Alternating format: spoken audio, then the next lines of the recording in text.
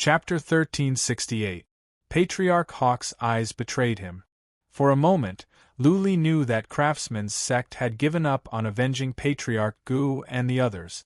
Luli was completely disappointed in Craftsman's sect. If Patriarch Hawk had told him the truth, Luli would not have been so disappointed. Of course, Luli also knew that Patriarch Hawk had no right to influence Craftsman's sect's decision. Usually, major forces were heartless and would prioritize profits above all else.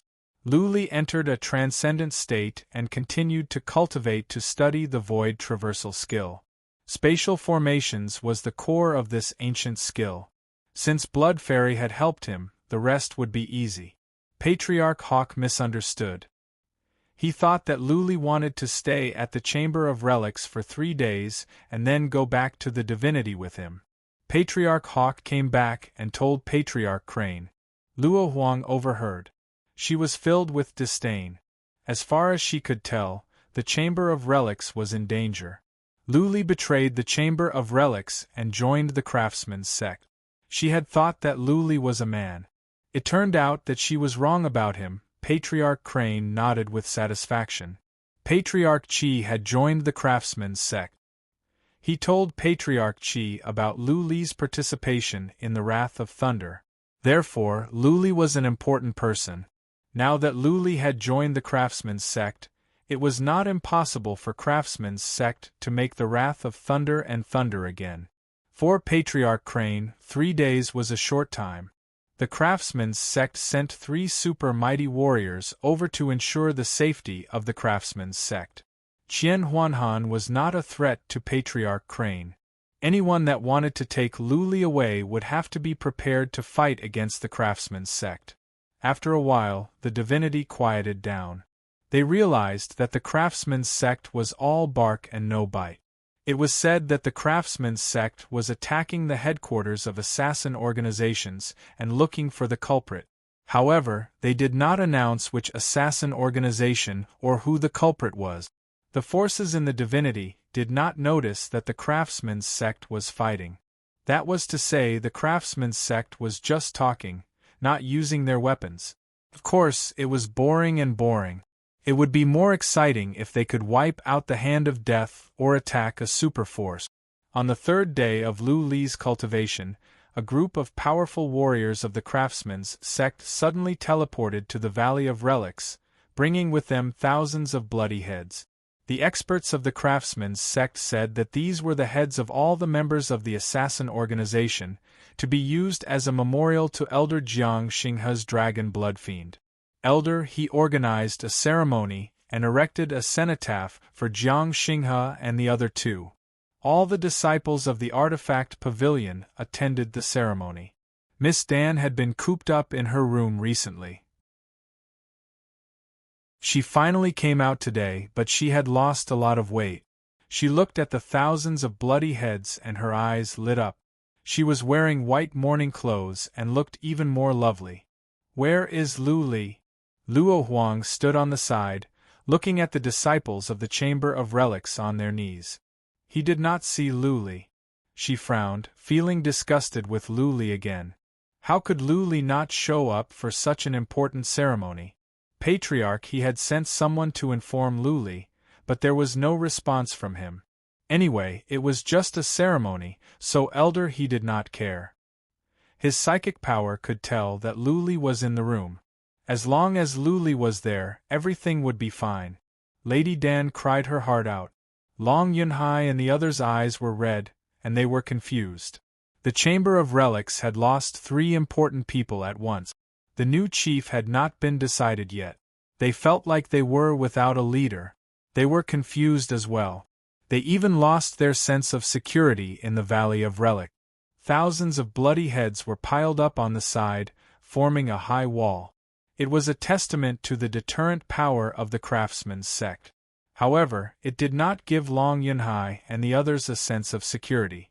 The culprit behind the scenes had not been found yet. They dared to assassinate Elder Jiang Xinghe and Dragon Blood Fiend. In the future, it would be a piece of cake for them to wipe out the Chamber of Relics. Patriarch He made a speech on behalf of the Craftsman's sect, expressing his indignation at what had happened. He described the difficulty of hunting down the assassins, promised to support the Chamber of Relics in the future, and confirmed the new chief of the Chamber of Relics, Jiang Zuqiang. When the name was mentioned, many people were astonished. Even some of the patriarchs of the Chamber of Relics were surprised. Jiang Zuqiang was not good at forging artifacts, and his combat abilities were not outstanding. His age and reputation in the Chamber of Relics were not high. The only thing worth mentioning was that he was Jiang Xinghe's distant relative. For a moment, many people could not accept it. However, Jiang Xinghe, Elder Dragon Blood Fiend, and the other two had died in battle. There were no outstanding people in the Chamber of Relics. Nobody wanted to fight for the position. Therefore, there was not much reaction. More importantly, it was Patriarch He who announced that Jiang Zuqiang would be the chief. That was the attitude of the Craftsman's sect. The Craftsman's sect was supporting Jiang Zuqiang. What else could they say? What could they say? If you have no objections, please pay your respects to the chief. Patriarch, he said solemnly. However, many patriarchs did not kneel. They were not used to it. Since they did not kneel, many disciples did not know whether they should or not. For a moment, the situation was at a stalemate. I have objections. A loud voice was heard, turning the awkward situation into an uproar. Many people used psychic power to check and saw a man in a cyan robe walking over. Luli? Luo Huang frowned. She was surprised. She had thought that Luli would not come out. She did not expect that he would come out at this moment and raise objections to her grandpa's decision. Patriarch Ing and Patriarch He looked at each other. Somehow they had a bad feeling. They could tell with psychic power that Lu Li's expression was cold as ice. Lady Dan, Long Yunhai, and the others were still kneeling in front of the cenotaph. They turned around in surprise and stared at Lu Li, who was striding over, wondering why he was objecting and why he was objecting. Jiang Zuqiang was waiting for people to pay their respects to him so that he could be the chief of the Chamber of Relics. He did not expect that Lu Li would mess things up. Jiang Zuqiang was enraged. Pointing to Lu Li, he said, "Lu Li, this is the sacrificial ceremony. You have no right to speak. Take him down." Patriarch He waved his hand to stop Jiang Zuqiang from acting recklessly. Looking at Lu Li, who was standing outside the plaza, Patriarch He asked, "Lu Li, do you have any objections?"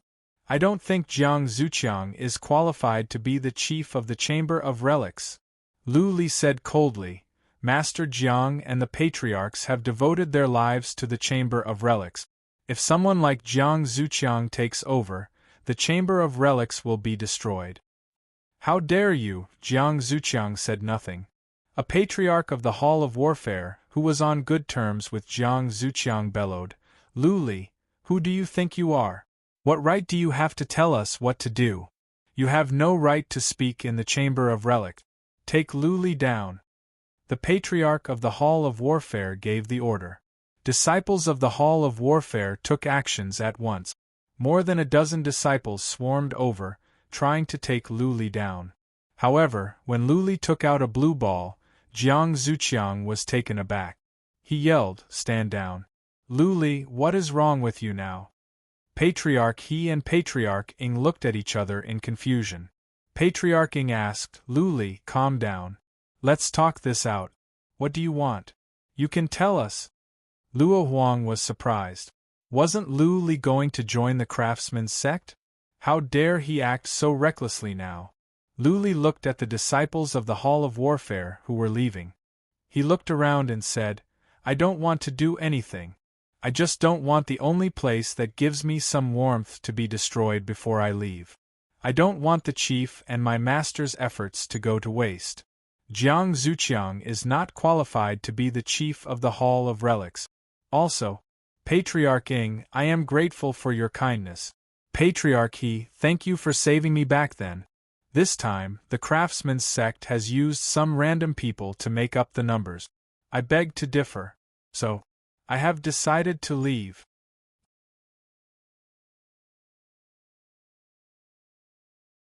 Chapter 1369. Luli was grateful to Patriarch Eagle and Patriarch Crane for saving his life. However, what the craftsman's sect did was disappointing. Luli did not want to forge artifacts for the rest of his life. Therefore, he chose to leave. Before he left, he had to bid farewell to Patriarch Eagle and Patriarch Crane. Luli did not agree with Jiang Zuqiang's promotion, but it was out of instinct. He also believed that Jiang Zuqiang was not qualified to be the master of the Chamber of Relics. The Chamber of Relics' many years of history could be ruined in his hands. With that said, Luli did not linger.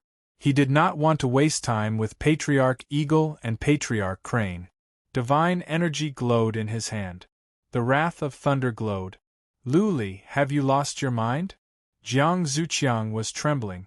He thought Luli said he was leaving because he wanted to go with Patriarch Gu and drag a group of people down with him before he died. Therefore, Jiang Zuqiang was frightened to see Luli using the Wrath of Thunder. Wrath of Thunder was different from Trigger of Thunder. Trigger of Thunder was to attract thunderbolts, and there would be a delay. Powerful warriors had some means of sealing.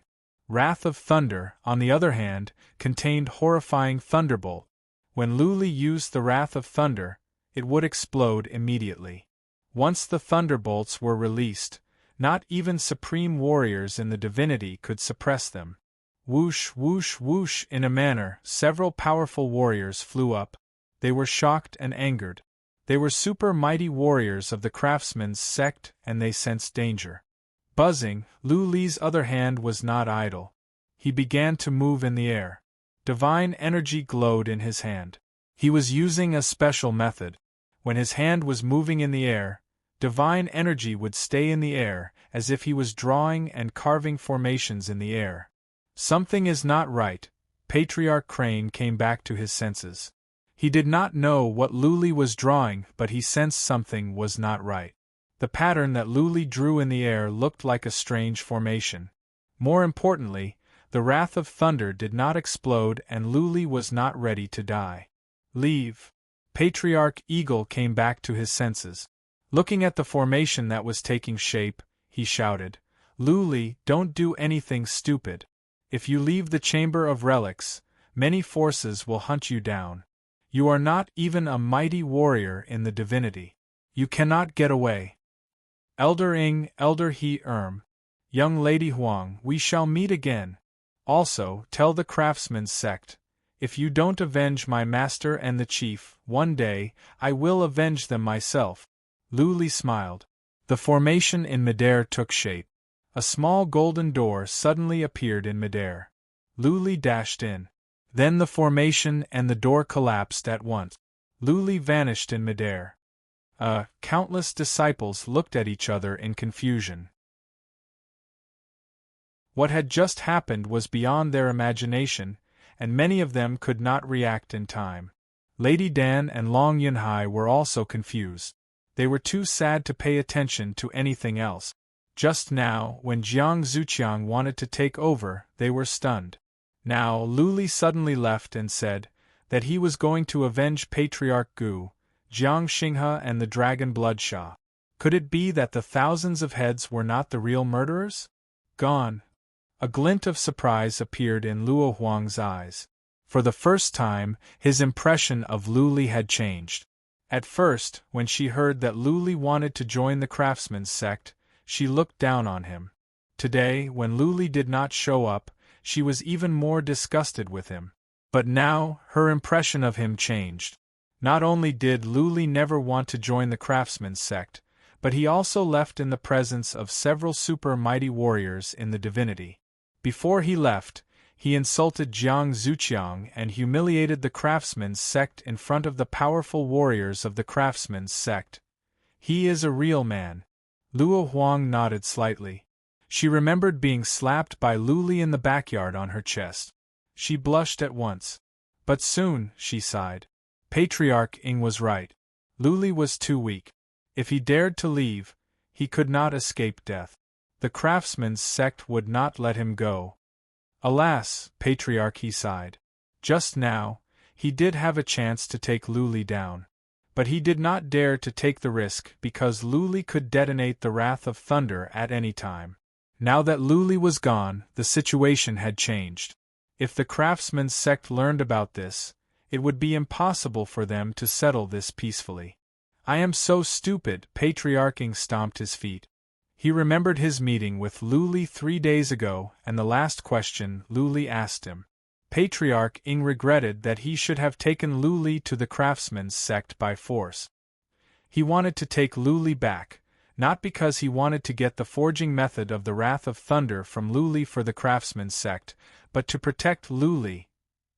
Patriarch Ing was delighted by Luli's talent and he admired Luli's courage. Patriarch Ing knew very well that Luli was just a puny immortal. Even a small force could crush Luli, let alone the craftsman's sect. Luli could teleport away and he still had the Wrath of Thunder. That being said, Patriarch Ing did not think that Luli could run away. What was more, there was no safe place in the divinity. If the craftsman's sect and the other forces wanted to hunt Luli down, Luli would die even if he ran to the ends of the world. If he could not be of use to Patriarch Ing, then let him be destroyed. The craftsman's sect was one of the 4 legendary forces. Patriarch Ing was a master craftsman, but he was not a real leader of the craftsman's sect. He knew very well how cruel and merciless the leaders of the craftsman's sect could be. A super force could not stand tall in the divinity without cruel means. Since Luli could not be of use to the craftsman's sect, those leaders would only see Luli as a threat. Once he was captured by other forces, Luli could pose a threat to the craftsman's sect. To prevent Luli, the leaders of the craftsman's sect would issue an order to hunt him down. Patriarch Crane's eyes flickered. He waved his hand and said, "Send a message back to the sect about Luli and let Patriarch Kuan decide."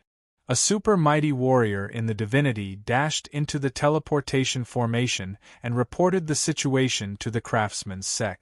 After that person was teleported away, Patriarch Crane said to another person, "Send a message to Cabinet of Cloud and Palace of Evil Spirit about Luli. They will know what to do."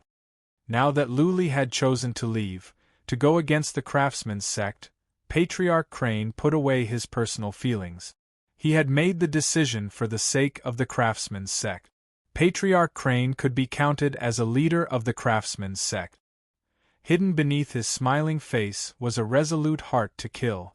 Luli was no longer on the same side as him.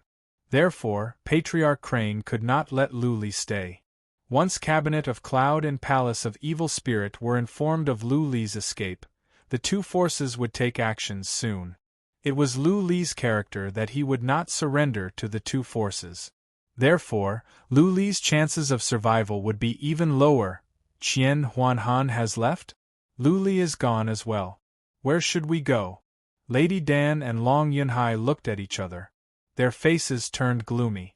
Both of them were of noble status, but after Jiang Xinghe and Long Xuesha's deaths, they felt as if the sky had fallen on them. Chapter 1370. SS in the north of the Divine Artifact Valley, the sky in the middle of a prefecture was suddenly torn open.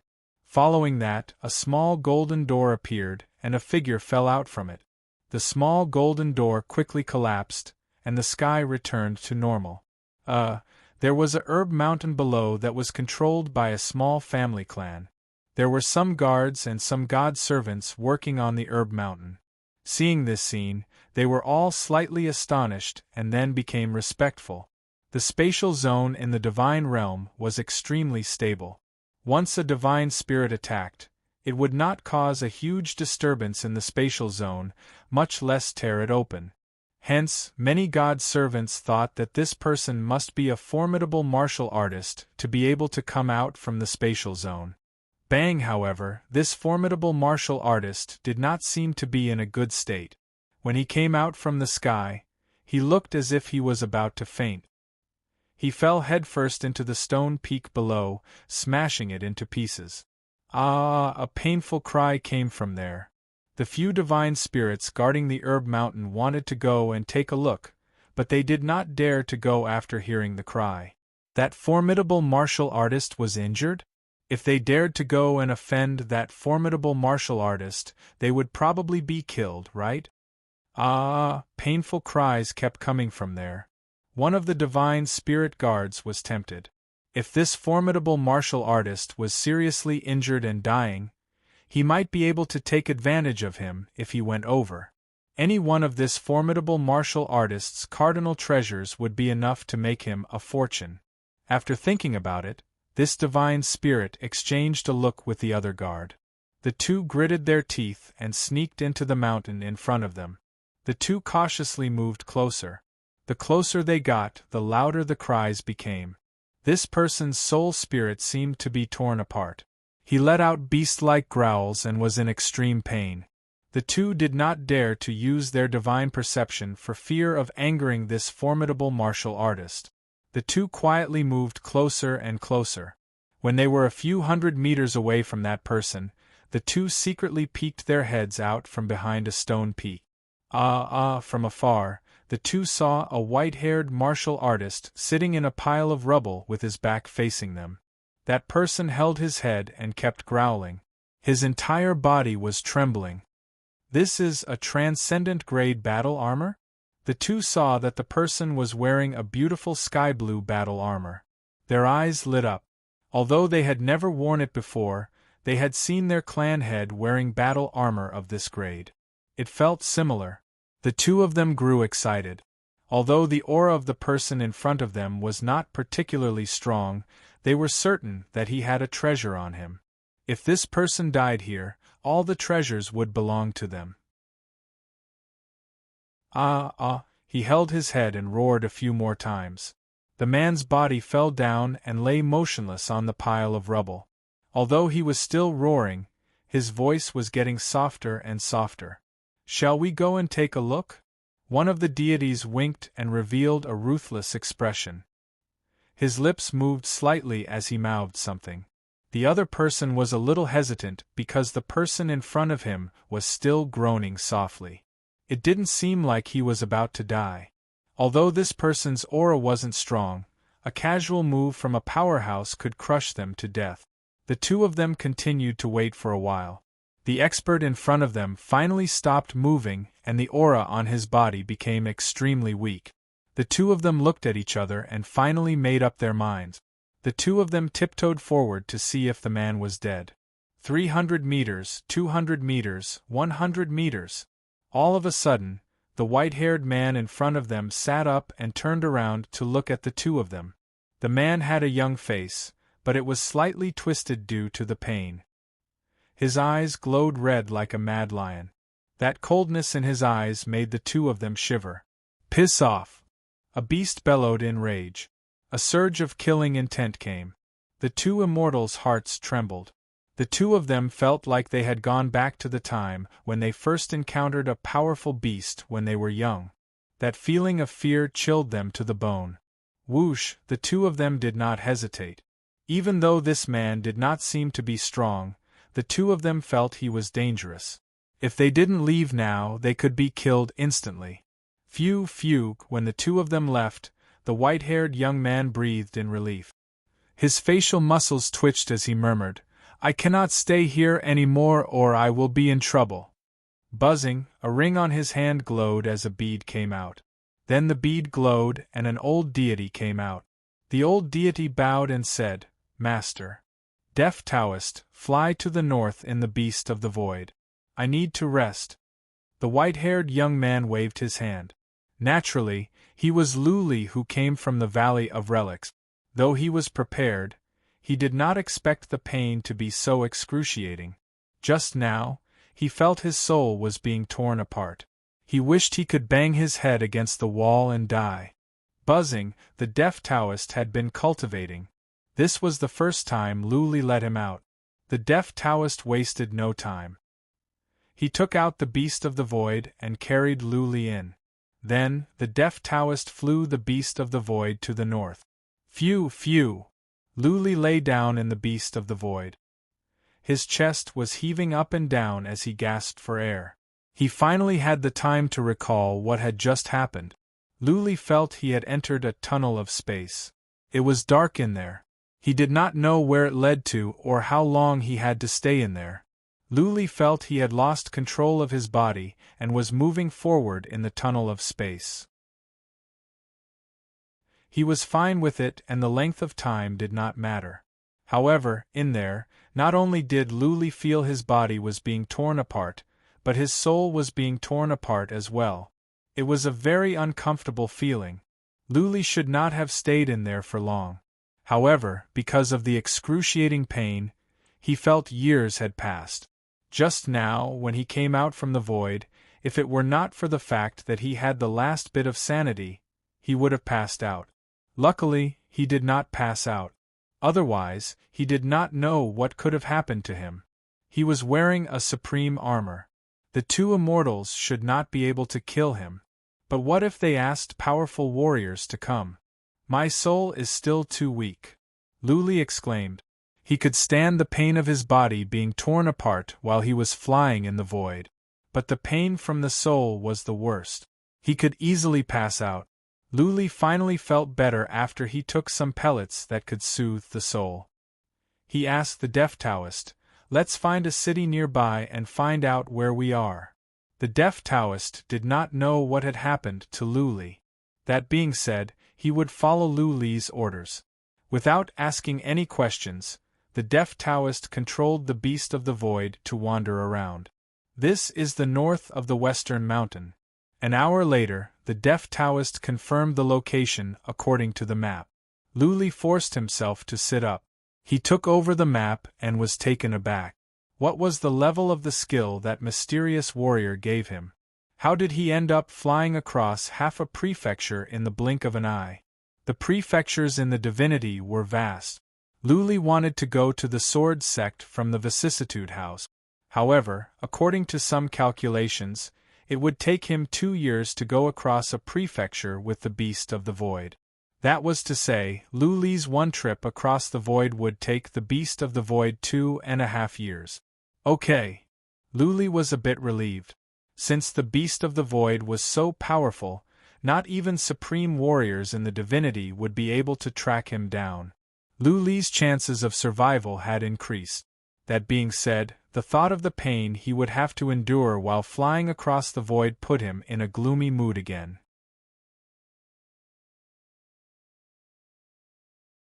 Chapter 1371. Luli flew away. When the news reached the craftsman's sect, several important figures were enraged. There was no point in keeping such a person who didn't know how to appreciate favors. After all, Luli might have the recipe of wrath of the thunder god. If the enemy could take advantage of it, the craftsman's sect would be threatened. An important figure of the craftsman's sect gave the order to hunt Luli down. The hall of warfare of the craftsman's sect took action. Many scouts were sent out. Many forces in the dark began to search for Luli all over the world. They believed that even if Luli had escaped, he would not be far from the Valley of Relics. Therefore, they only searched in the Chamber of Relics at the Southern Sun Prefecture. An important figure of the craftsman's sect sent a message to the chief of the Southern Sun Prefecture in person. The chief cooperated and gave the order. Then, prefecture warriors of the Southern Sun Prefecture were mobilized to search for Luli. As it turned out, for 10 days there was no sign of Luli. It was as if Luli had vanished into thin air. The chief of the Southern Sun Prefecture was embarrassed. He thought his subordinates were not doing their job well. Patriarch Leopard, the patriarch of the Hall of Warfare of the Craftsman's sect, believed that they could not wait any longer. If Luli was taken away by other forces, they would have no chance to kill Luli. Therefore, Patriarch Leopard went to the Cabinet of Mystery. The Cabinet of Mystery had the word mystery in its name. It was said that the powerful warriors in the Cabinet of Mystery could foresee the future. If you wanted to find out information about someone or something, the Cabinet of Mystery could help you as long as you had enough divine sources. Patriarch Leopard believed that he could not go on aimlessly like this. He must be sure of Luli's general location to track him down. Patriarch Leopard knew that the Cabinet of Mystery could not foresee the future. They just had some special methods. Patriarch Leopard went to the Cabinet of Mystery in person and received him. Tracking down an insignificant Lu Li was not a big deal. The Cabinet of Mystery showed respect and ordered someone to go after Lu Li at the cost of divine sources. In merely half a day, someone came back with news that Lu Li should be at the Sha Tian Prefecture. The Sha Tian Prefecture? Patriarch Leopard took out the map. The Sha Tian Prefecture was to the north of the Southern Sun Prefecture. There were 7 prefectures in between. He knew Lu Li's information well. He was just an average immortal with some tricks. The best he could do was kill an immortal on the list. Mighty warriors in the divinity could crush him easily. Therefore, based on Lu Li's abilities, Patriarch Leopard didn't think he could make it to the Sha Tian Prefecture in such a short time. Since that was the case, there should be a powerful expert from a great force helping him. Chase after them. Also, inform the Sha Tian Prefecture Master and ask him for help. Patriarch Leopard didn't think too much about it. Patriarch Leopard gave the order. Whether or not there was a big force that would come to fetch Lu Li, they must hunt him down first. As soon as Elder Leopard gave the order, countless experts teleported to the Sha Tian Prefecture. A deputy hall master of the battle hall personally went to look for the Sha Tian Prefecture Master. In the eyes of low-level immortals, the Prefecture Master was an unreachable existence. In the eyes of the Craftsman's sect, he was barely a figure. The deputy master of the clan of warfare of the Craftsman's sect came forward. The chief of the Sha Tian Prefecture showed his respect and mobilized prefecture warriors to track down Lu Li at once. Lu Li was indeed in the Sha Tian Prefecture, riding on the Beast of the Void. He was currently lying inside the Void Beast, unconscious. Just now, he had used the Void Crossing Divine Art to arrive here. As soon as he arrived, he let the Deaf Taoist out and the latter passed out in the Beast of the Void. For 10 days, Lu Li used the Void Crossing Divine Art in a row. Every time, his soul would ache and he would be exhausted. The prefecture warriors of the Sha Tian Prefecture were mobilized to search the cities. Half a day later, many prefecture warriors flew out from the cities to search for Lu Li in the wild. Half a day later, the Deaf Taoist saw 3 beasts of the void coming. Each beast of the void had the symbol of the Sha Tian Prefecture. With psychic power, the Deaf Taoist could tell that they were prefecture warriors. The Deaf Taoist had encountered prefecture warriors before. This time, the Deaf Taoist controlled the beast of the void to fly downward in a low-key manner. This was a courtesy in the divinity to show that the beast of the void was making concessions. However, this time was different. The 3 beasts of the void surrounded the Deaf Taoist's beast of the void. One of them shouted, "We are prefecture warriors of the Sha Tian Prefecture. We are on a mission. Please stop and cooperate with the search." A mission? The Deaf Taoist had a bad feeling. Was the beast of the void coming for Lu Li?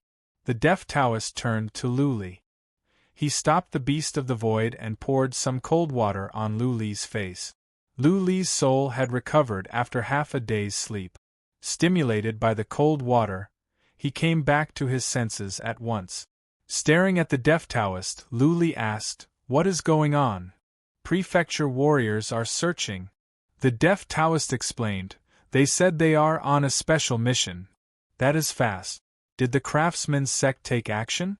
Lu Li thought about it. After a while, a white glare came out and a silver armor appeared. Lu Li vanished on the spot. He had used the cloaking armor to hide himself. This is a token of citizenship. Cooperate with the search. I will take action at any time if things go south. Lu Li threw a token to the Deaf Taoist and said softly. The Deaf Taoist understood. These were just average prefecture warriors. Judging from Lu Li's tone, the Deaf Taoist was confident that he could kill them. The Deaf Taoist stopped the beast of the void and deactivated the inhibition formation. He said, "Lords, feel free to search. The three beasts of the void glowed. Dozens of prefecture warriors came out, ready to fight. A team leader came with 5 warriors and went into the mouth of the beast of the void. The deaf Taoist stood on the side with respect and cupped his fists. "Greetings, lords." The team leader nodded indifferently and took a casual glance. The other prefecture warriors went into the hall at the back. The cloaking armor was marvelous. Only super mighty warriors in the divinity could see it. The prefecture warriors were not that powerful. Their team leader was probably an immortal on the list. Naturally, they could not see Lu Li in the corner. "Who are you? Where are you going? Which force are you from?" The team leader checked and made sure that nothing was wrong. Then, he stared at the deaf Taoist and added, "You are not a human being, are you?" The deaf Taoist was a beast from the region of doom. He had the energy of a beast in him. It was normal for the team leader to be suspicious. The deaf Taoist had a plan. He took out the token of citizenship and said, "Lord, I am a servant of the Lu family of the Vicissitude House. I am here to discuss a business deal." "Oh, I see." The team leader did not seem to want to pursue the matter. He nodded and waved his hand. "Let's go." All the prefecture warriors left. The deaf Taoist was relieved. But he did not dare to move. After the 3 beasts of the void left, the deaf Taoist controlled the beast of the void to fly toward the north. Buzzing, Lu Li appeared in a corner out of nowhere. He frowned in confusion. This team leader was too casual in his inspection. Did he just ask a few questions? That being said, the team leader had indeed left. Lu Li had not recovered yet, so he did not have the time to think. He sat with his legs crossed and took 2 pellets to recover his soul. At the same time, he used skills to cultivate his soul. His soul was too weak. Every time he used the skill to fly across the void, he would feel excruciating pain. There were times when he almost succumbed. Whoosh, whoosh, whoosh. 8 hours later, he heard some noises coming from the left, right and back. Dozens of beasts of the void were flying over. Clearly, their target was Lu Li. Whoosh, whoosh, whoosh. 30 miles ahead of them, there was a small city. Many prefecture warriors were coming over as well. There were at least hundreds of them. Oh no! The deaf Taoist was taken aback. Lu Li opened his eyes all of a sudden. He had figured something out. But he did not panic. Instead, he grinned coldly. "If I do not teach you a lesson, you will think that I, Lu Li, am a nobody that you can crush at will."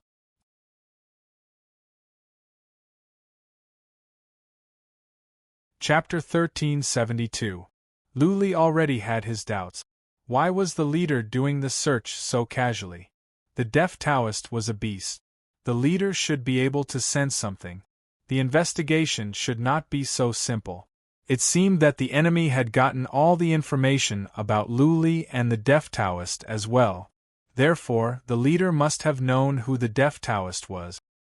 He pretended not to notice, and went back to mobilize a large number of prefecture warriors. Lu Li asked the deaf Taoist to stop the beast of the void at once. Then, Lu Li let the deaf Taoist back into the beast of the void.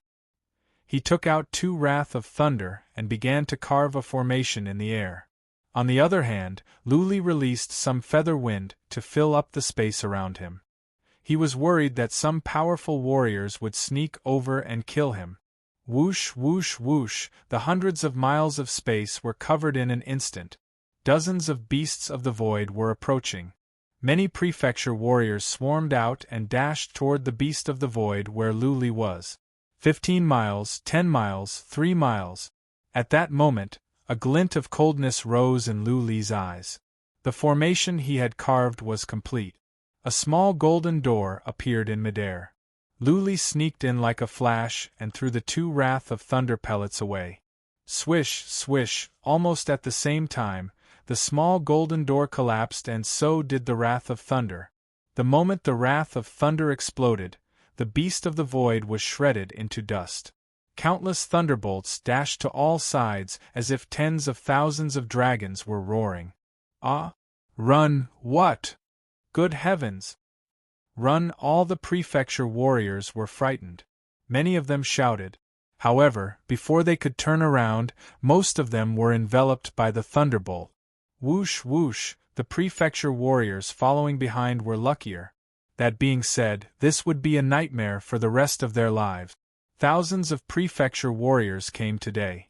Apart from the hundreds at the back, the ones at the front were all devoured by the thunderbolts. Soon their bodies were ablaze. Their armors were shattered, their bodies were charred, and their bones were turned into dust. Bang, bang, bang! The hundreds of prefectural soldiers who were lucky enough to escape were so frightened that they rushed underground.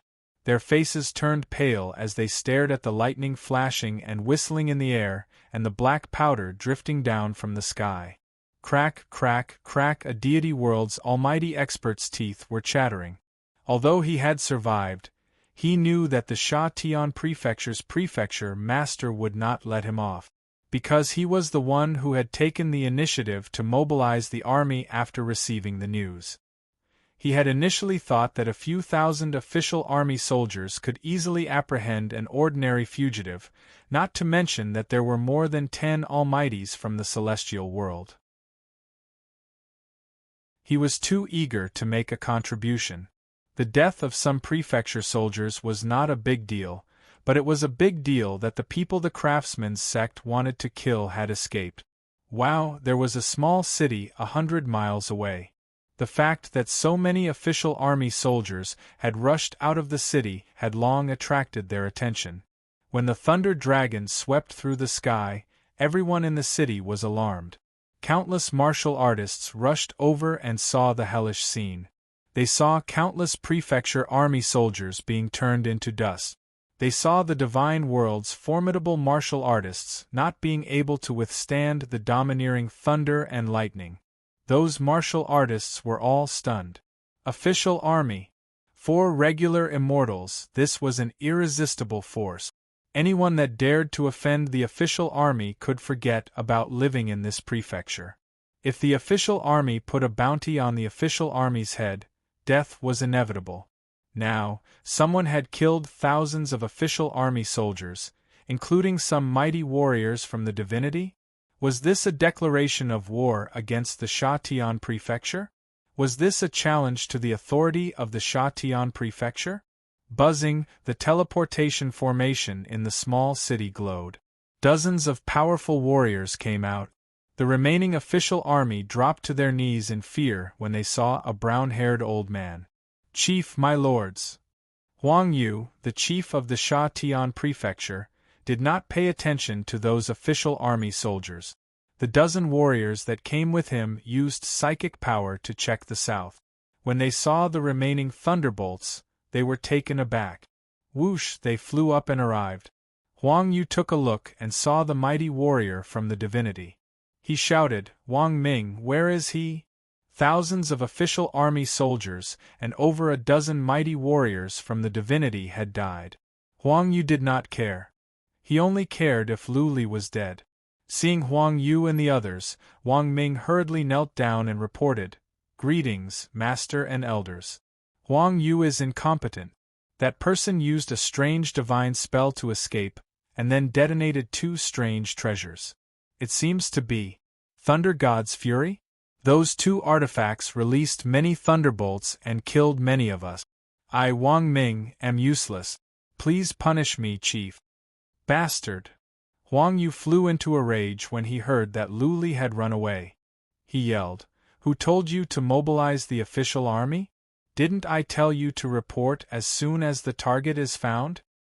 This subordinate reported it immediately. Wang Ming knew he was in trouble. He made up his mind. "Chief, you did not tell us not to do anything. I thought he was just an average warrior. In case something bad happened, I mobilized the official army to take him down." "Who knew? How dare you quibble?" Huang Yu flew into a rage. He slapped at Wang Ming with a black glare. Wang Ming did not even have time to react before he was smashed into the ground and turned into a puddle of blood. "Tell me everything you have found out. Do not leave out any details." Huang Yu said to the remaining hundreds of official army soldiers coldly. Then, he waved to someone next to him and said, "Yan, organize someone to continue the investigation." One of the warriors flew away. The hundreds of warriors began to talk. Huang Yu listened carefully. He was confused. Didn't the craftsman's sect say that some powerful warriors had fled with Luli? According to the report, Luli only had a beast from the Asmodean region with him. No other powerful warriors showed up. What was more, Luli had relied on the wrath of thunder to kill the thousands of official army soldiers. He did not have any powerful warriors to help him. Whoosh, in any case, he must report back to the craftsman's sect at once. Huang Yu left with his warriors. After several rounds of teleportation, he found the deputy chief of the Department of Warfare of the craftsman's sect and told him everything in detail. The vice hall master then passed on the news to Elder Leopard. Elder Leopard was currently in the Pavilion of Heavenly Mysteries, playing chess with an elder of the Pavilion of Heavenly Mysteries. When he received the news, he was slightly startled. Without the help of powerful warriors, how could Luli run so far in such a short time? Patriarch Leopard thought for a moment and asked the great patriarch of the Cabinet of Mystery who was playing chess, "Mao, what do you think?" Patriarch Mao of the Cabinet of Mystery had a goatee. He looked more like a fortune-teller. Closing his eyes, Patriarch Mao stroked his beard and said, "If I am right, Luli must have learned an ancient skill called void traversal. He should not be at the Sha Tian province now. If he has arrived at a prefecture nearby, then I am right." Void traversal? Elder Leopard blinked in confusion. He thought for a moment and said, "I remember that this kind of divine technique was once created by the Strange Doors sect? The Strange Doors sect has been wiped out for hundreds of thousands of years. These skills have been lost. Where did Luli learn them?" Patriarch Mao smiled. "If he really knows void traversal and he has the wrath of thunder, it will be difficult for you to hunt him down." Difficult? Patriarch Leopard stood up and sneered. "If the craftsman's sect wants to hunt someone down, even a supreme warrior in the divinity will die, not to mention Luli."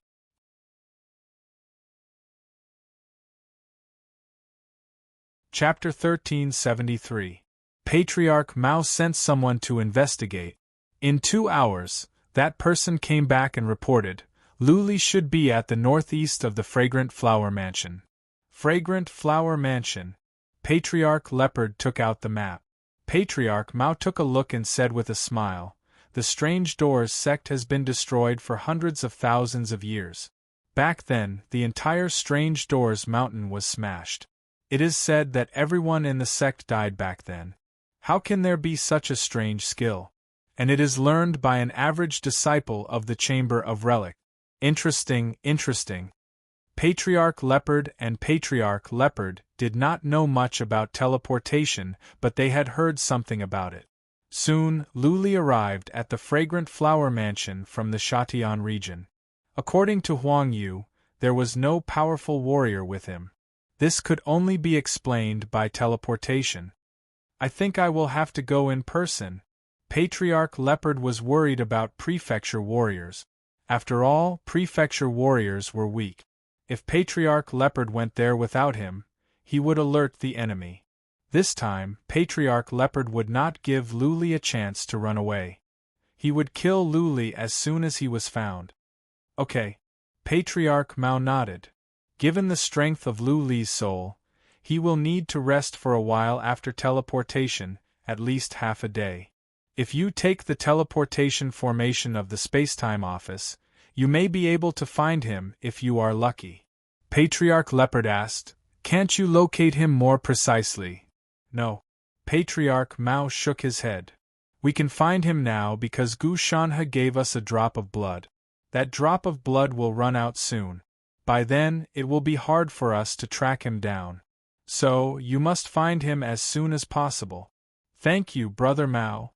Patriarch Leopard cupped his fists and strode out. He gathered all the powerful warriors of the Hall of Warfare of the Craftsman's sect and took the teleportation formation of the Spacetime Office to the northeast of the Fragrant Flower Mansion. 2 hours after Patriarch Leopard left, a warrior from the Cabinet of Mystery came in and reported, "Patriarch Mao, Ling Wanjian from the Cabinet of Cloud is here to see you. He is gone." Patriarch Mao waved his hand and said, "If they want to buy information, then they will follow the rules of the pavilion." Ha ha, I hope Luli can hold on longer so that more people will buy his information. Right, spread the news that the Craftsman's sect is after Luli and that Luli killed prefecture warriors of the Shatian prefecture with Wrath of Thunder. That will attract more attention, and you can sell more information. Luli was indeed at the House of Fragrant Flowers, and he was in a coma. The Beast of the Void was destroyed at the Sha Tian mansion. Luli had to rely on the Deaf Taoist to carry him. The Deaf Taoist put on an average armor and ran on with Luli on his back. He used psychic power to check the surroundings, trying to find a good hiding place. Before Luli passed out, he did not tell the Deaf Taoist to go to the north. Instead, he told the Deaf Taoist to find a secluded place to hide. Relying on the Deaf Taoist's speed was pointless. The only thing the Deaf Taoist could do now was to take Luli to a place to hide, so that Luli could rest and recover. This is a good place. The Deaf Taoist found a deep cave up ahead. 4 powerful warriors, they could find the cave even if it was dozens of miles underground. That being said, at the very least, Luli could escape the search of average prefecture warriors by hiding underground. Luli could recover in half a day. By then, he could go to a faraway place again. His body flashed and rushed into the cave, rushing all the way down. The cave was deep. It extended downward for more than 3 miles and still had not reached the bottom. There were no strange beasts or poisonous insects in the cave. There were only some birds and beasts like bats that were scared away by the Deaf Taoist's energy. After the time for half an incense stick to burn, the Deaf Taoist finally reached the end of the cave. He was more than 30 miles away from the ground. Average prefecture warriors would not be able to reach this far with psychic power. The cave was dark and damp. The Deaf Taoist looked at Luli, whose face was pale and twisted. The Deaf Taoist sighed. The Deaf Taoist had been cultivating for several years. He did not know what had happened to Luli during those years. But it seemed that Luli's master was having a hard time. Luli had been on the run ever since he came to the divinity. In the past, Luli was hunted by prefecture warriors of the Vicissitude House, God of Wings, and Cabinet of Cloud. This time, Luli wondered which force was after him. While the Deaf Taoist and Luli were hiding in the cave, the outside world was in chaos.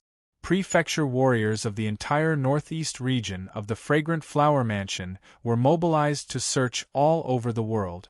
Patriarch Leopard came in person. He spread out the thousands of warriors from the Hall of Warfare and went to different cities with teams of prefecture warriors to search every inch of the place. This time, Patriarch Leopard had given a strict order. When Luli was found, he must report at once. Otherwise, if Luli was scared away, he would be killed without mercy. The northeast region of the Fragrant Flower Mansion was large. Thousands of prefecture warriors were dispatched from each city. Each prefecture warrior was responsible for an area. This way, the efficiency was high. Whoosh, whoosh, whoosh. Half a day later, 3 prefecture warriors came to the cave where the Deaf Taoist and Luli were. The 3 used psychic power to check. When they found the cave, they used psychic power to check down. However, they were average prefecture warriors. Their psychic power was not strong enough to reach the bottom of the cave. Naturally, they did not find the Deaf Taoist and Luli. "Let's go!" One of the prefecture warriors waved his hand. They were told to pay more attention to the beasts of the void. Any beasts of the void must be intercepted and searched. Therefore, they did not pay much attention to a small cave. Another prefecture warrior thought about it and said, "How about we go down and have a look? If we miss anything, We will be in big trouble when the higher-ups investigate. You go. The first prefecture warrior said coldly, "What if there are poisonous insects or wild beasts down there?" The third prefecture warrior said, "Let's go down. What if there are some poisonous insects or wild beasts down there? If we find them, we will be rewarded handsomely by the chief. After all, this is about the craftsman's sect. Chief values this a lot." The first prefecture warrior was tempted by the thought of the reward. He waved his hand and said, "Let's go. It won't take us long." The three of them flew toward the cave at once. After all, nobody knew if there were any poisonous insects or wild beasts down there. The three used psychic power to check down. After the time for one incense stick to burn, their psychic power locked onto the deaf Taoist and Lu Li down there. The three's eyes glowed. Lu Li's white hair was so eye-catching that they recognized him right away. "It is Lu Li." One of them took out the portrait and compared it with Lu Li. He was overjoyed. He sensed that the deaf Taoist was not strong and Lu Li was in a coma. The warrior shouted at once, "Take him down. Don't be reckless." Another prefecture warrior stopped him and shouted, "The higher-ups have said that we must not do anything to Lu Li when we find him. Report to us at once or we will be executed." Bang! Another prefecture warrior took out a jade talisman and crushed it to notify the higher-ups. However, the next second, he was taken aback and shouted, "What is that?"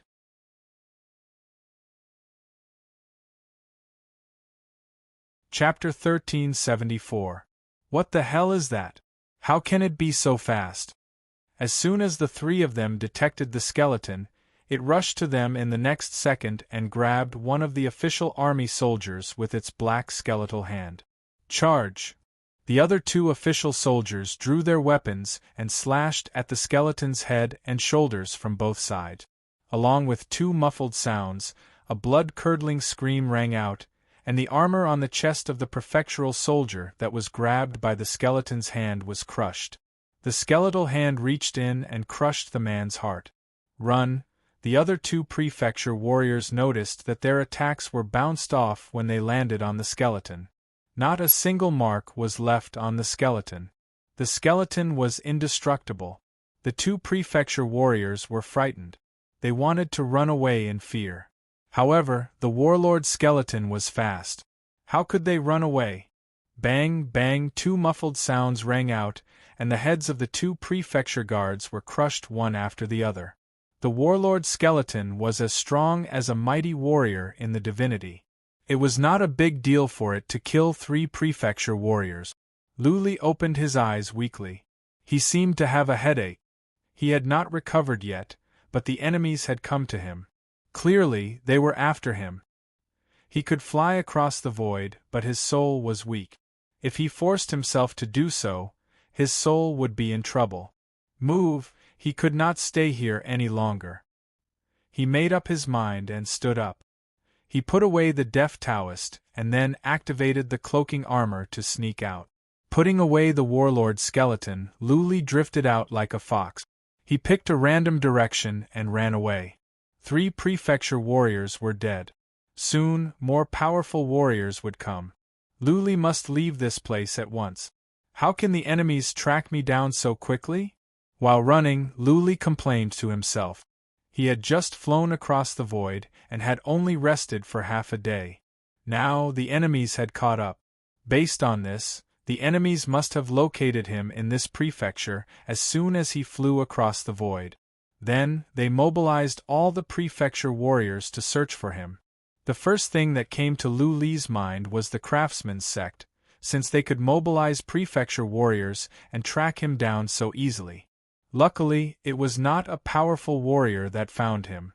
If it were a super mighty warrior in the divinity, the deaf Taoist would not have the time to wake him up and he would be killed in an instant.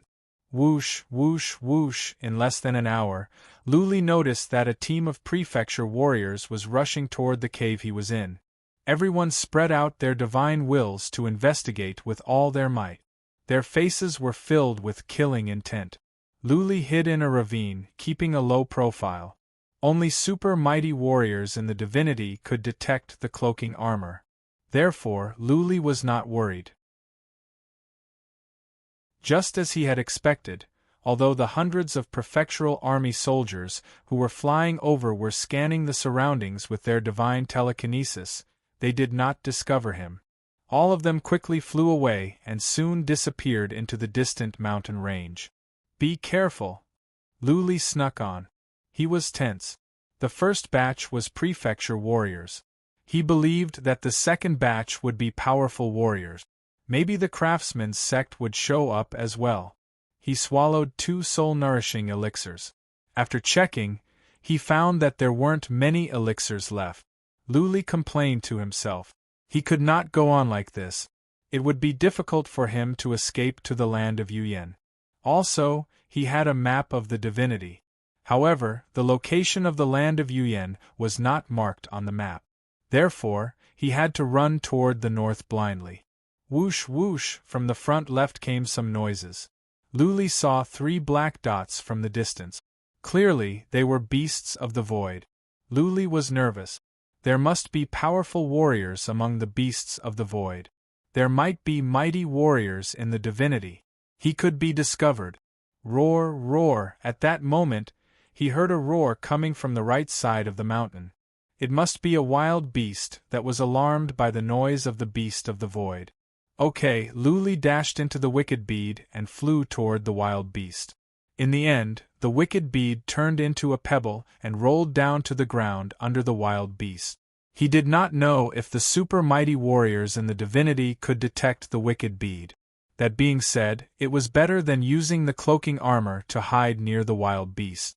Luli did not dare to use psychic power.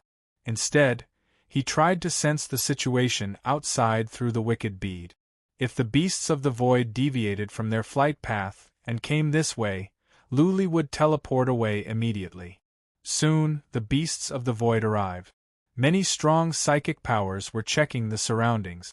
The wild beasts were roaring.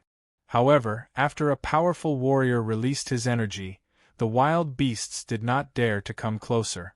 Luli did not sense any powerful energy from the wicked bead. However, the wild beasts did not move.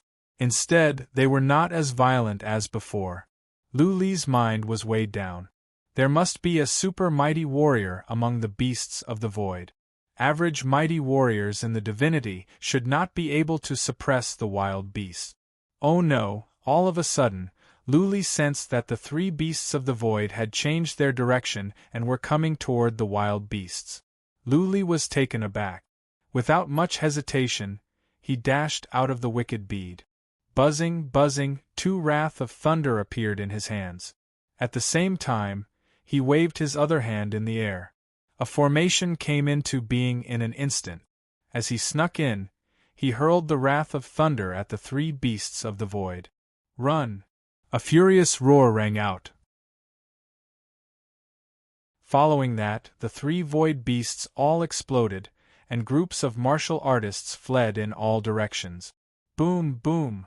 The 2 thunder gods' furies exploded in mid-air, and the lightning dragons that filled the sky shot out in all directions, engulfing the world. Among the 3 beasts of the void were over 1,000 warriors. More than half of them were prefecture warriors and the rest were wearing armors of the craftsman's sect. Clearly, they were from the sect of warfare.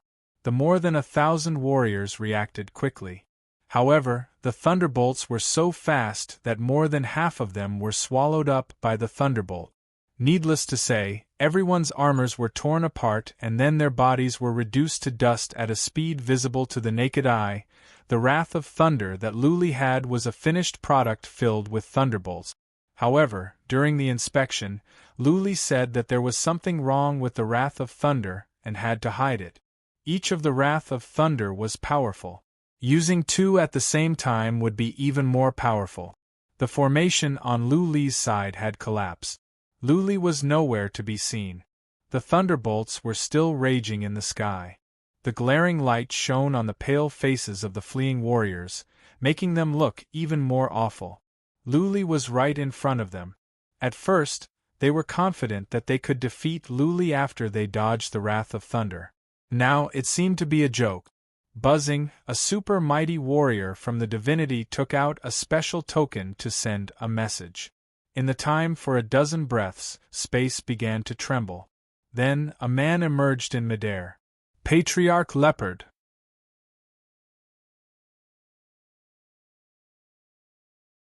Chapter 1375.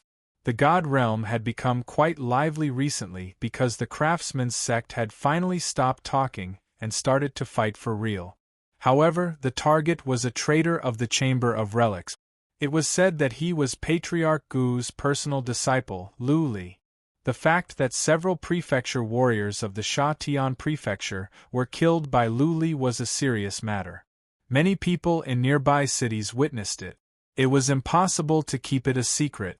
In addition, the Pavilion of Heavenly Mysteries intentionally spread the news, causing countless powers to turn their attention to this matter. At the same time, some big forces quietly began to move, and sent their powerhouses to the Fragrant Flower Manor. It didn't take long for the news of the battle at the Fragrant Flower Mansion to spread. Close to 1,000 people died. A few almighties from the craftsman's sect from the immortal world were killed, as well as some prefecture soldiers. He heard that when Lu Li threw the Wrath of Thunder, the super mighty warriors of the craftsman's sect in the divinity ran away. Countless powerhouses that had sneaked over were relieved. The Thunder God's fury was famous, and it was said that it could easily kill super almighty beings of the immortal realm. Weren't the powerhouses of the craftsman's sect still alive and well? The wrath of the Thunder God was powerful indeed, but Lu Li needed time to throw it. As long as he was not close to Lu Li, he could dodge it easily. There was one more thing.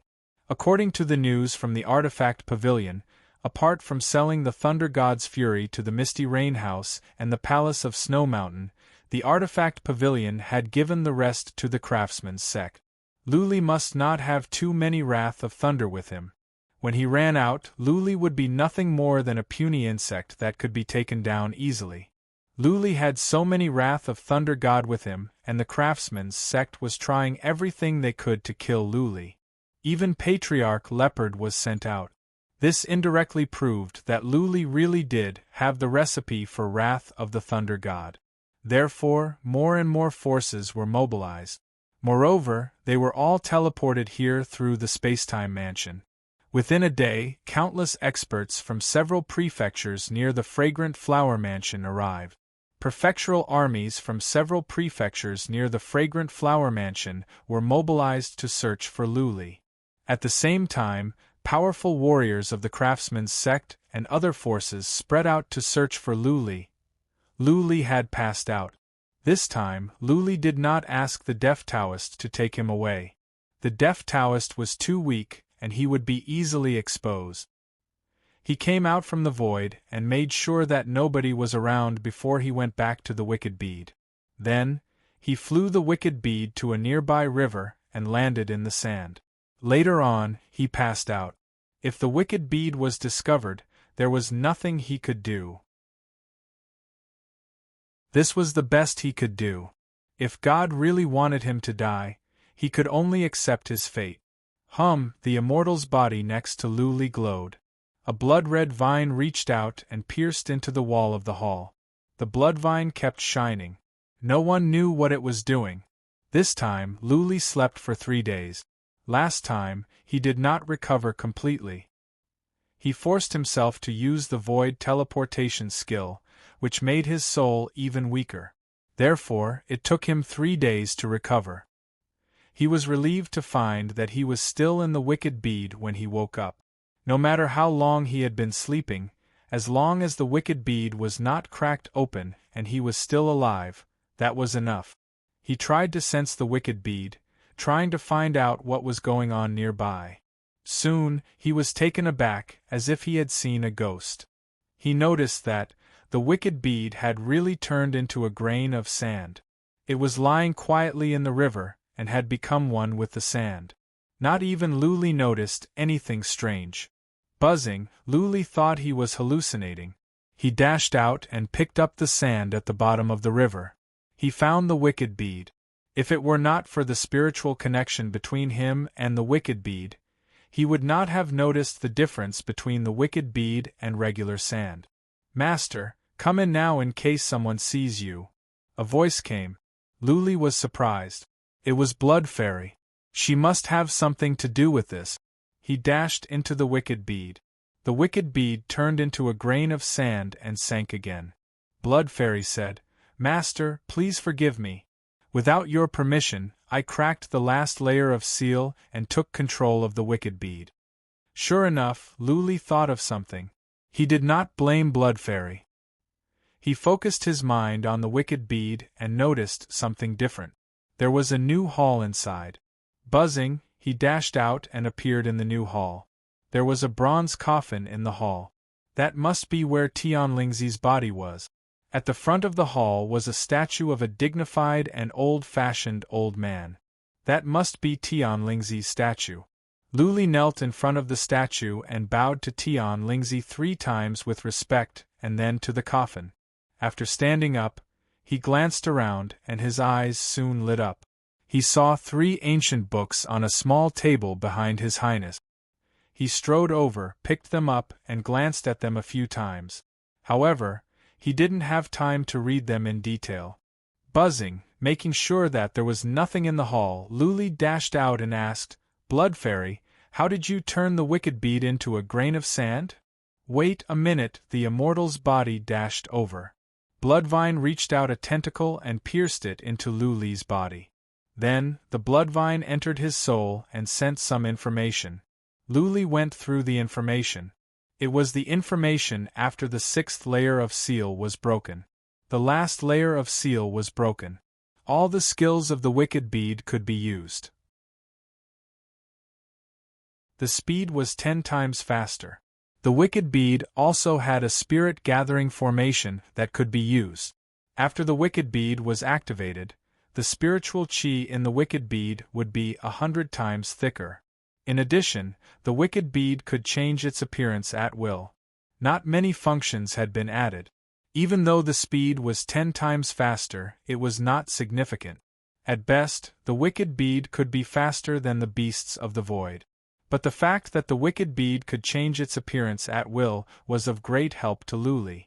The wicked bead was the reason why Luli could survive for 3 days without being noticed. Luli said gratefully, Well done, Blood Fairy. Thank you for cracking the 6th layer of seal in time. You have saved my life. Master, don't say that. Blood Fairy replied. There was no emotion in her voice, as if she were a machine. That being said, Luli enjoyed her words.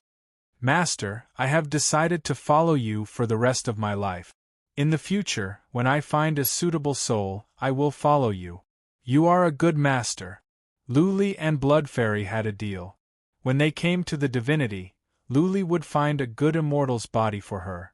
As a matter of fact, Luli had killed many immortals in the divinity and acquired many immortals' bodies. However, Blood Fairy never mentioned this. Luli would not either. Naturally, he was happy that Blood Fairy had expressed her loyalty to Luli. I will not mistreat you. Luli nodded and asked, Did anyone search around while I was in a coma? Yes. Blood Fairy replied. During these 3 days, at least 1,000 immortals passed by. One of them was a super mighty warrior in the divinity. But none of them saw the wicked bead. Good.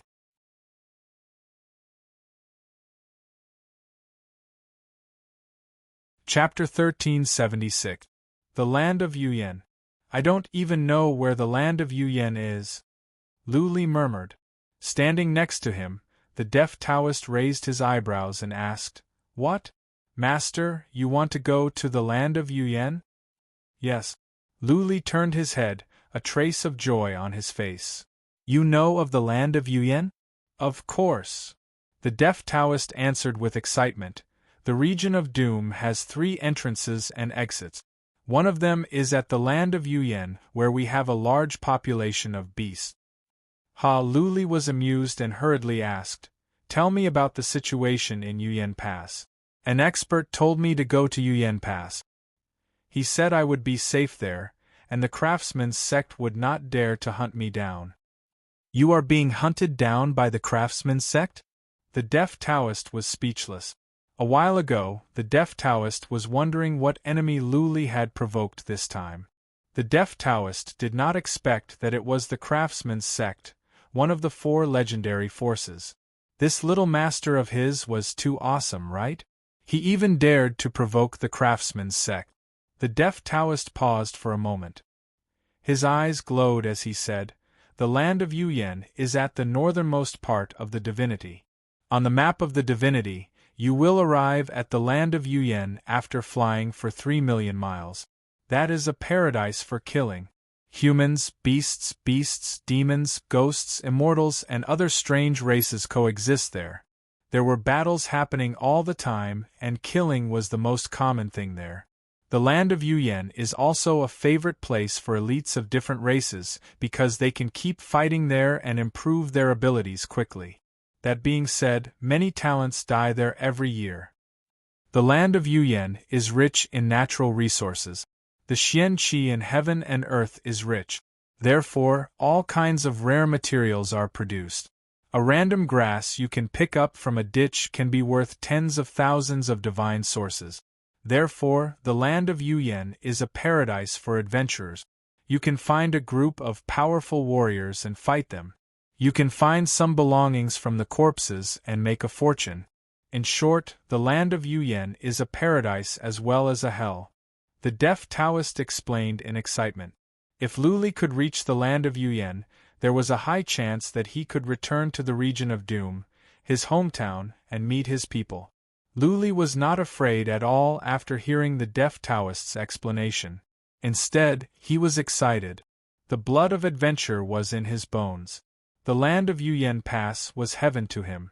However, he was somewhat puzzled and asked, "Why did the craftsman's sect not dare to pursue us after we went to the land of Yuyan?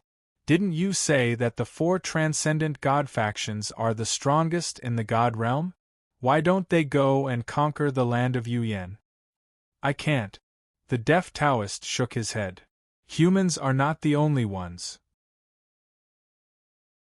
Demons, beasts, divinities, and monsters are all trying to conquer this place. After all, this place produces many treasures every year. Conquering this place will bring them endless resources. Throughout history, the various races had sent experts to attack, but they were all repelled by the 9 great god kings of the land of Yulan. There are some natural formations in the land of Yuyan Pass. After the 9 great divine kings activated the formations, they could suppress the battle power of the invaders. The 9 people relied on the formations to easily slaughter the top experts of the various races. If it was an ordinary human martial artist, or even a super expert of the deity world, entering the land of Yuyan, the 9 great divine kings would not care. Once a supreme warrior from the divinity came, the 9 great divine kings would kill him at once. Of course, if it was a super warrior from the divinity, the families of the 9 great divine kings would have their eyes on him. If there was a misunderstanding, the 9 great divine kings would not be able to return. Therefore, if you go to the land of Yuyan, the craftsman's sect will not go after you. After all, if someone from the craftsman's sect came, it would be a provocation to the 9 great divine kings. No wonder. Luli understood. He asked another question. Has the land of Yuyan been divided up by the 9 great divine kings? If the land is divided, then no matter how many treasures there are, the outsiders will not have a chance. No. The deaf Taoist said with admiration, the 9 great divine kings did not divide up the land of Yuyan. Each of them only occupied a small piece of land. They have been at the land of Yuyan for thousands of years. The 9 great divine kings have changed several times, but the rules have never changed. Most of the places at the land of Yuyan Pass are unclaimed. For example, a city may be under the name of Lu today, but it may be under the name of Wang tomorrow. Some mountains may be occupied by the Fae in the morning, but they may be taken by the spirit race in the afternoon. Maybe. The deaf Taoist said, The 9 great divine kings know very well that the reason why the land of Yuyen Pass can attract elites from other races is because of the chaos and the treasures. Once the land of Yuyen Pass is divided up by the divine kings, people will not be able to kill at will. They will not be able to take the mountains and the treasures. Elites from other races will not come anymore. As a matter of fact, some of the later divine kings came to the land of Yuyen Pass when they were young and killed their way up. Many of them will fall in love with the land of Yuyen Pass and stay there for the rest of their lives. That makes sense. Luli nodded in agreement. The attraction of the land of Yuyen Pass was the treasures. Killing at will would make it easy to rise up. The territories in the divinity were divided up. It was difficult to attack a prefecture. What was more, the prefecture might belong to a major force in secret, or it might be connected to many forces. For example, the Chamber of Relics, Cabinet of Cloud, Palace of Evil Spirit. Which force did not have the support of a superforce? The Chamber of Relics was supported by many forces. Pulling one hair could lead to a chain reaction. It was difficult to conquer a piece of land.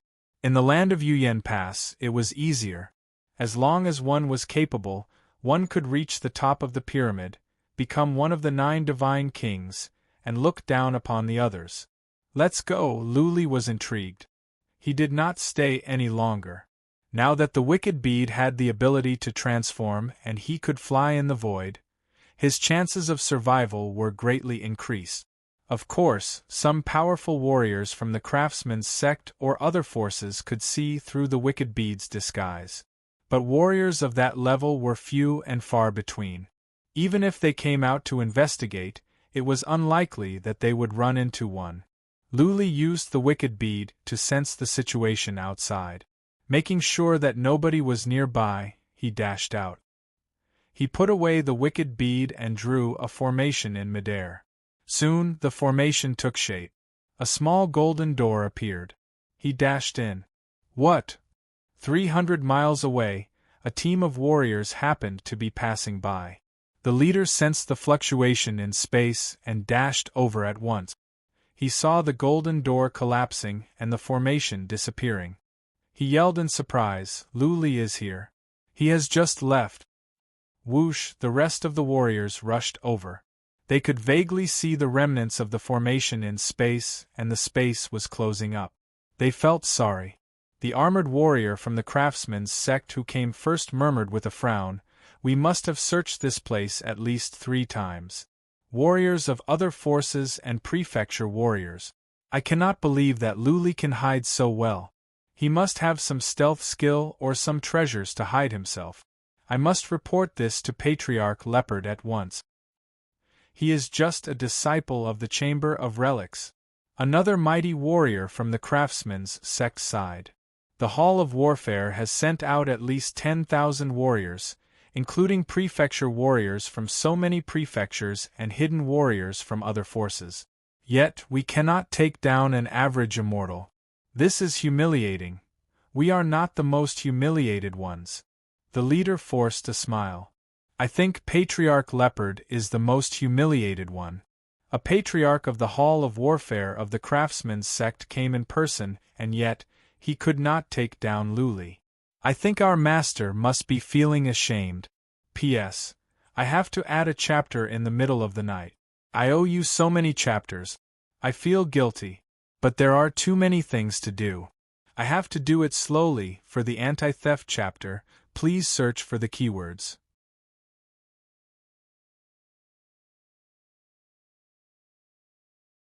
Chapter 1377. Patriarch Leopard was disgraced.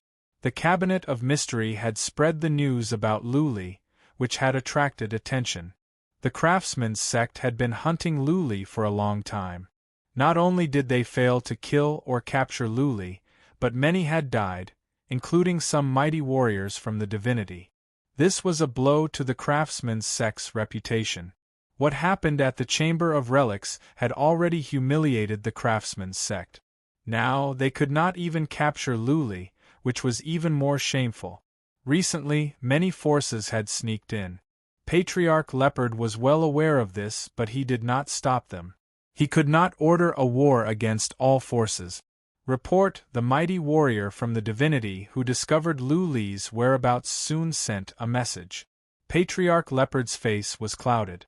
How could Lu Li hide for several days when so many people were searching for him? This is troublesome. Patriarch Leopard rubbed his head.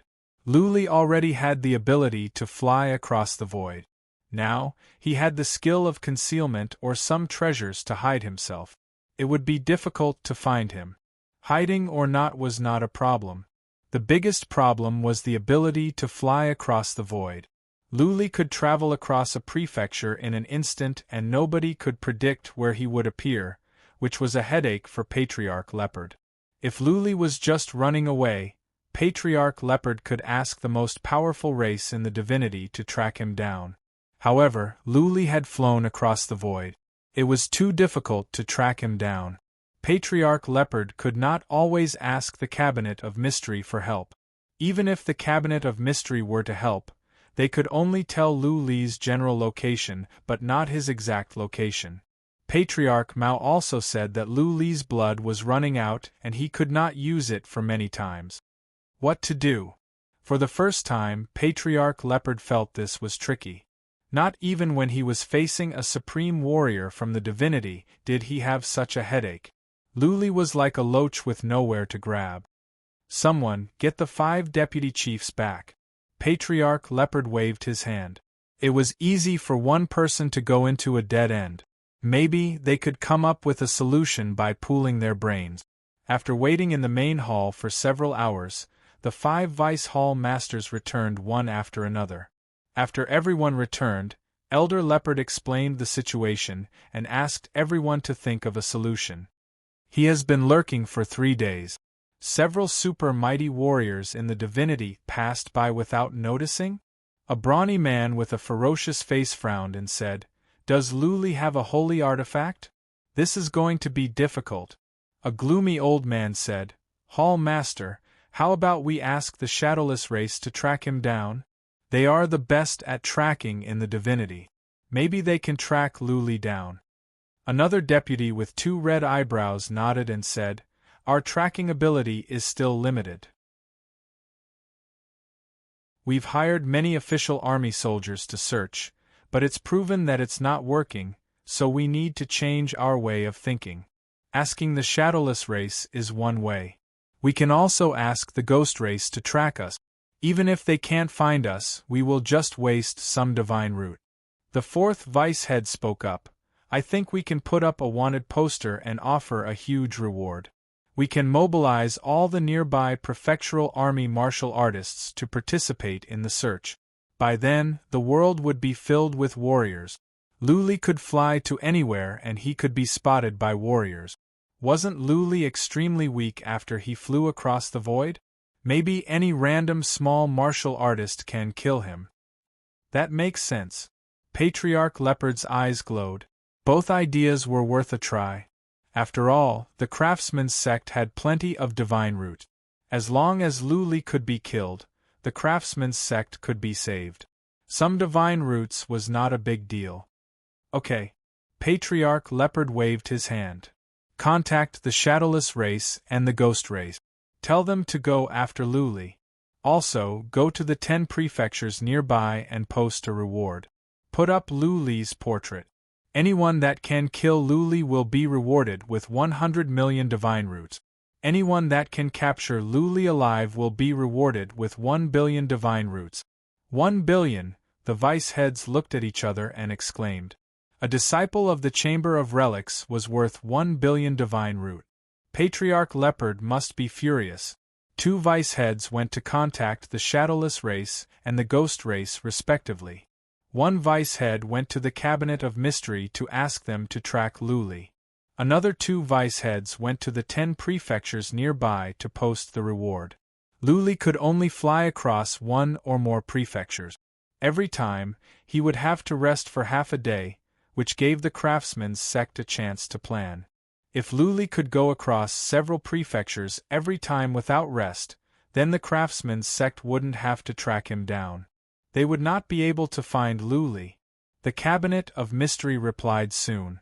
Luli was at the Freedom House in a nearby prefecture. Upon receiving the information, a vice head went to the Freedom House and several prefectures nearby and posted the reward. At the same time, prefecture warriors were mobilized. As soon as the reward was posted, the 4 or 5 prefectures nearby were stirred up.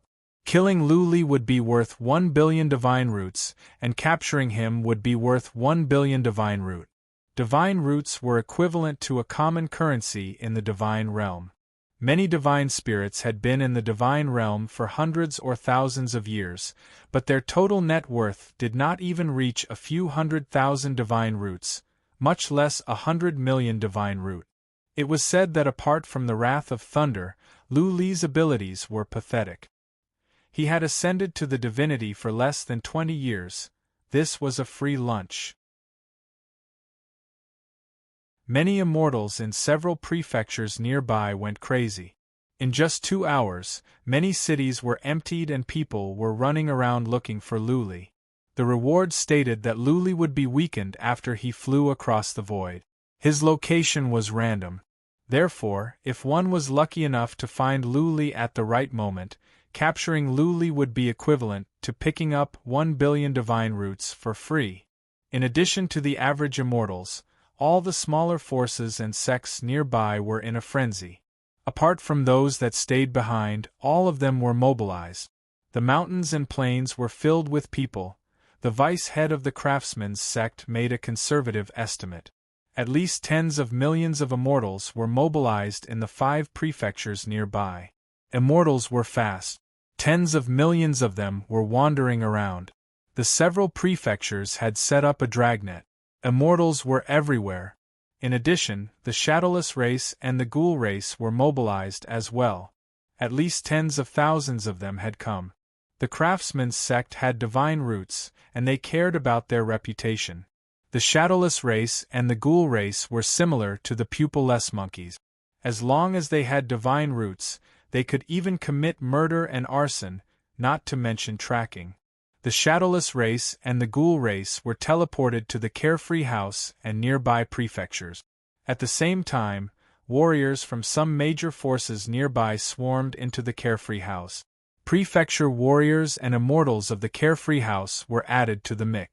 Taking a stroll in the wild of the Carefree House, one could run into thousands of people in 2 hours. The wild beasts of the Carefree House were in trouble. With so many warriors wandering around in the wild, it was inevitable that they would run into wild beasts. Battles were inevitable. Many wild beasts were killed.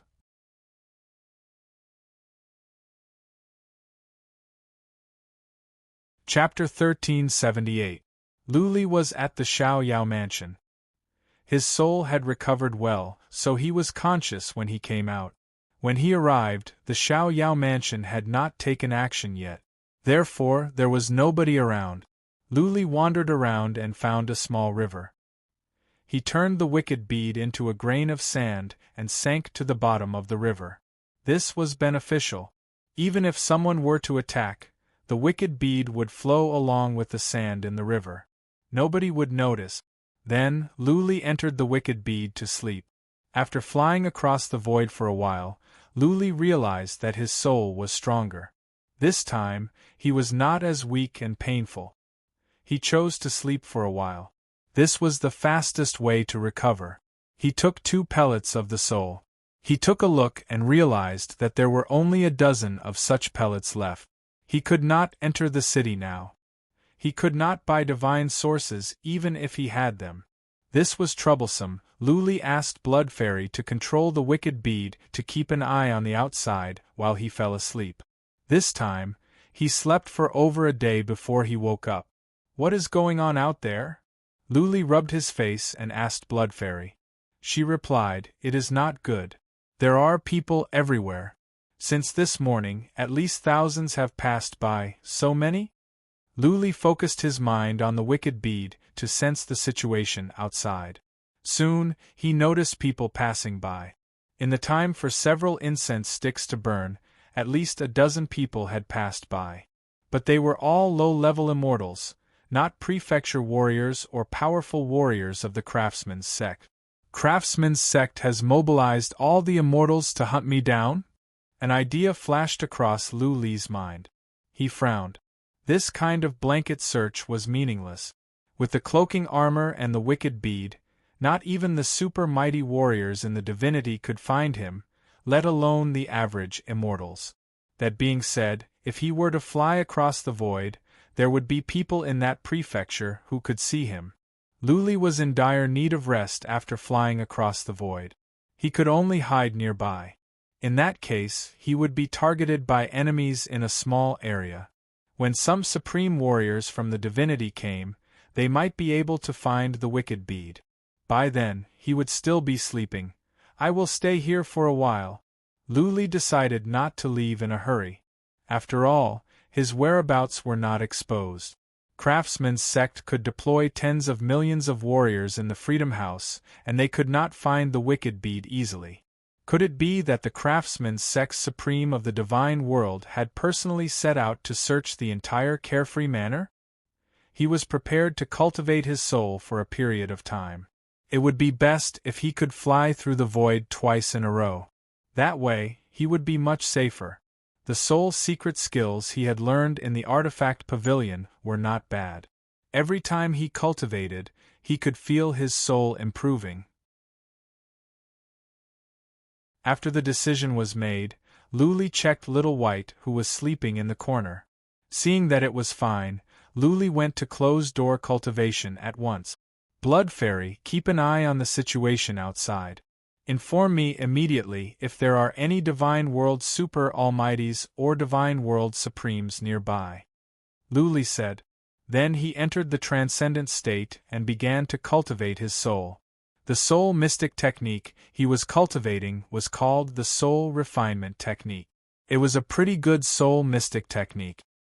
He had discovered it at the highest level of the Divine Weapon Pavilion's book collection pavilion. He had even asked for Long Shuesha's permission before he was qualified to cultivate it. While Lu Li was cultivating, the outside world became livelier. More and more people swarmed into the Carefree Manor to search. Craftsman's sect did send someone to search. However, since the Carefree Manor was crowded, Patriarch Leopard and the others did not bother. They waited quietly at the Liberty City, the capital of the Carefree Manor. The Shadowless race and the Ghoul race came. Many from the Carefree Manor were searching all over the world. Together with the powerful warriors from other forces, the Carefree Manor was crowded with powerful warriors from all walks of life. Unfortunately, it had been 3 days. Nothing was reported. No clues were found. Those from nearby prefectures did not find any trace of Lu Li flying through the void. Lu Li had vanished again. Soon, the news spread across the divinity. It was interesting. Craftsman's sect issued a reward and the nearby prefectures were mobilized. The Shadowless race and the Ghoul race seemed to be involved. Yet, they could not find a disciple from the Chamber of Relics?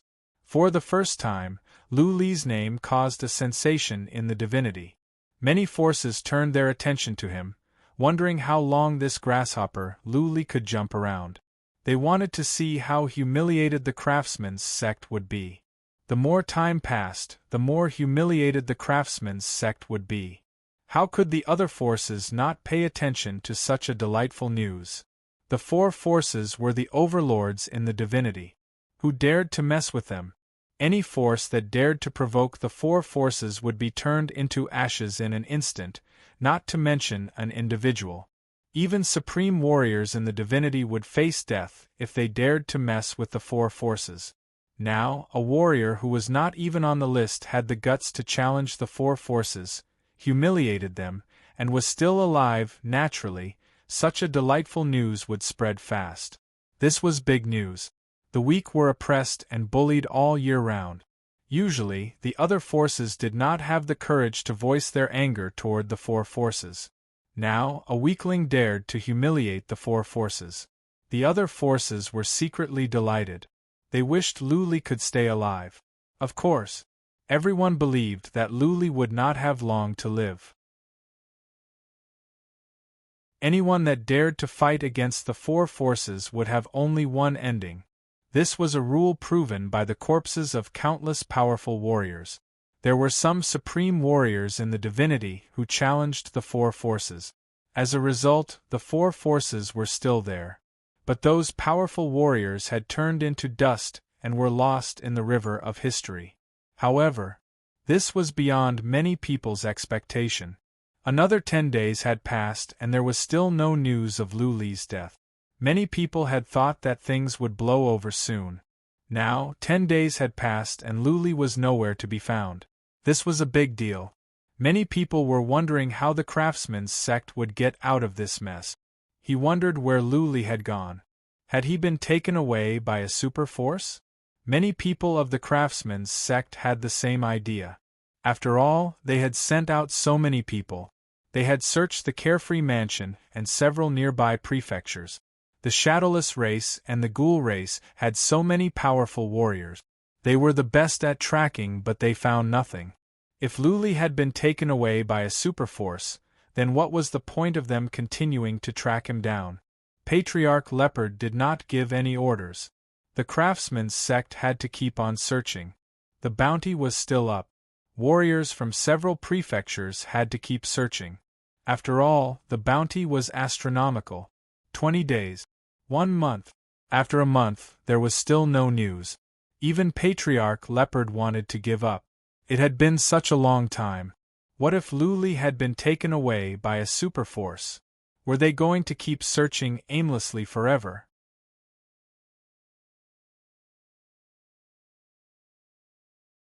Chapter 1379. Lu Li was unlucky this time. He had been cultivating for over a month, and his soul had grown stronger. He had sensed that there were fewer people nearby. Lu Li thought the matter was over. He wanted to sneak away and hide in a nearby prefecture and then fly away into the void. However, he didn't expect that after flying through the void, he would be right outside a medium-sized city. Before he came out, some formations appeared in midair, and then a small golden door appeared, which alarmed many people nearby. By the time he came out, over 10,000 people had come. Prefecture warriors came from the city and many powerful warriors were among them. Having no other choice, Lu Li detonated 2 Wrath of Thunder at once. The Wrath of Thunder could cover an area with a radius of 3 miles. Beyond that range, the power of thunderbolts would be negligible. In the wild, there wouldn't be so many casualties. However, there was a city nearby. Seeing so many powerful warriors coming toward him, Lu Li had no time to worry about anything else. The 2 Wrath of Thunder were detonated, covering half of the city. How many immortals lived in the city? Even though the city was empty, there were still 1 million people. Half of the city was covered by thunderbolt. Hundreds of thousands of immortals were turned into ashes in an instant. This time there were many powerful warriors. There were at least 100 mighty warriors from the divinity. Also, the city master of the city was a super mighty warrior from the divinity. When this person noticed the situation, he rushed over at once, hoping to make a great contribution. He could at least give the person to the craftsman's sect, let alone 1 billion divine sources. In the future, he could establish a relationship with the craftsman's sect. As soon as he approached Lu Li, before he could attack, the Wrath of Thunder was detonated. Thunderbolts roared out. It was too late for the super mighty warrior from the divinity to run away. Strong as he was shredded to death by the thunderbolt. Hiss, hiss, Lu Li gasped at the sight of so many people turning into ashes in just a blink of an eye. He had used the thunder armor so the wrath of the god of thunder could not hurt him. Move! Lu Li did not have the time to exclaim. He had seen this happen in the heaven reverse universe of the 9 universes. Therefore, he only paused for a moment before he grabbed the interspatial ring left by the super mighty warrior from the divinity and ran away. As a matter of fact, there were many warriors that survived and there were at least hundreds of thousands of immortals in the city. However, they watched as Lu Li ran away. None of them dared to go after him. Hundreds of thousands of people were turned into ashes in an instant. Even a super mighty warrior in the divinity had died. Wouldn't it be suicidal for them to go after Luli? Soul concealment armor. After Luli ran for more than 30 miles, the thunder armor went back into his body, and then the cloaking armor appeared. He vanished on the spot. Luli kept on running after he went invisible. His soul had improved after cultivating for more than a month. Luli was in some pain and felt weak, but he was much better than last time. After a while, Luli felt something was off in the space behind him. He checked with psychic power but found nothing. There's an expert following us. Luli felt someone was following him, but he could not find it with psychic power. His heart immediately tensed up, and the lightning god's fury appeared in his hand. Divine power poured into it, and the lightning god's fury shone brightly, as though he was about to throw it behind him. Whoosh, the space fluctuated slightly, and a translucent figure appeared, quickly shooting backward. Luli's heart was weighed down. Someone was here, and it seemed to be a strange race, not like humans. That race must be very good at tracking. This is going to be interesting. While running on, Luli thought quickly. A moment later, he felt someone was following him again. That strange race was catching up again. I must find a way to get rid of him. If he could not get rid of or kill this person, Luli believed that soon, supreme warriors from the craftsman's sect would come after him. His soul could stand it, but it was still difficult for him to fly across the void. He could pass out while he was flying, and as soon as he came out, he would be killed.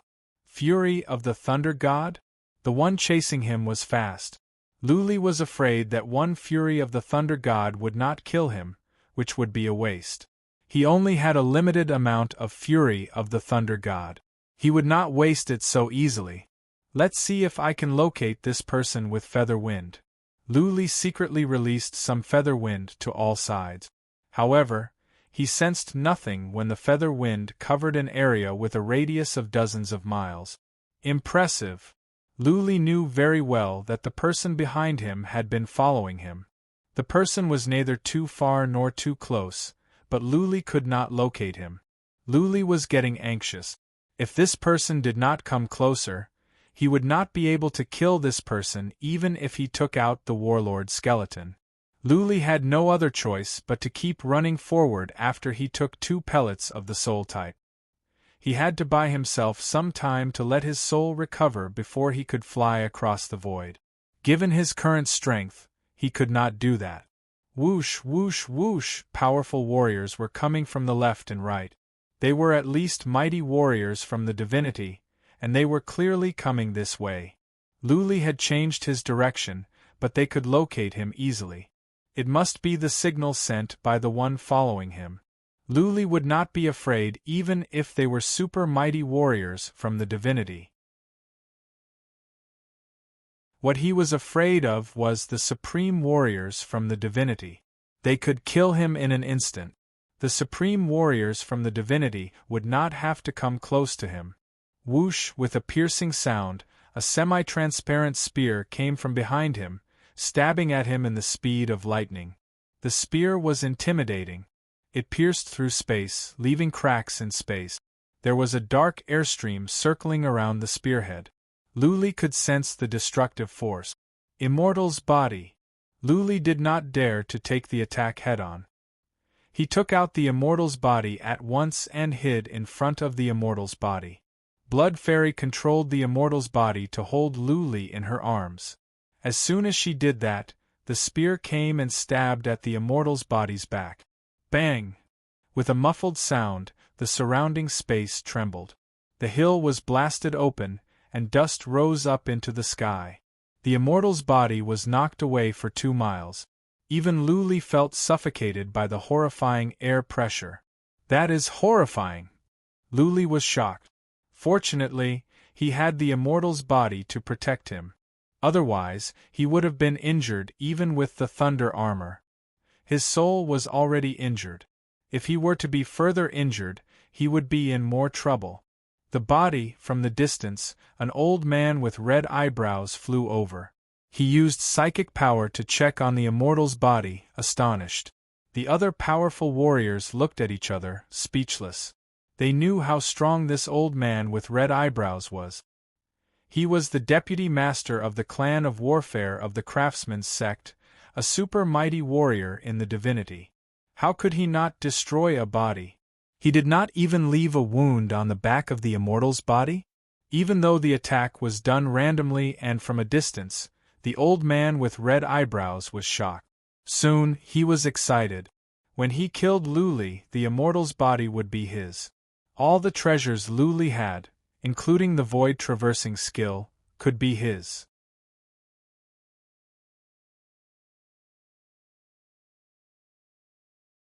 Chapter 1380. Whoosh, whoosh, whoosh. After the Vice Hall Master shouted, the sound of something breaking resounded from all directions. Countless cultivators swarmed over. Some were from the craftsman's sect, some were from other forces, and some were from the shadowless race and the ghoul race.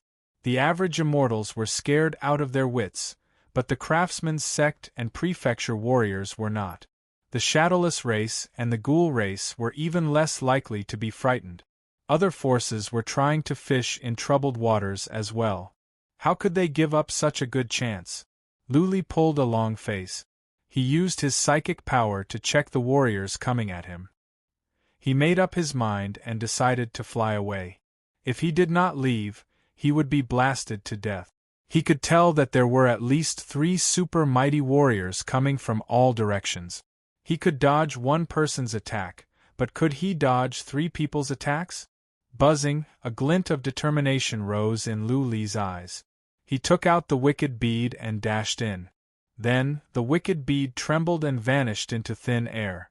Luli used the spatial teleportation ability of the wicked bead. Now that he was leaving, he must deter the powerful warriors nearby.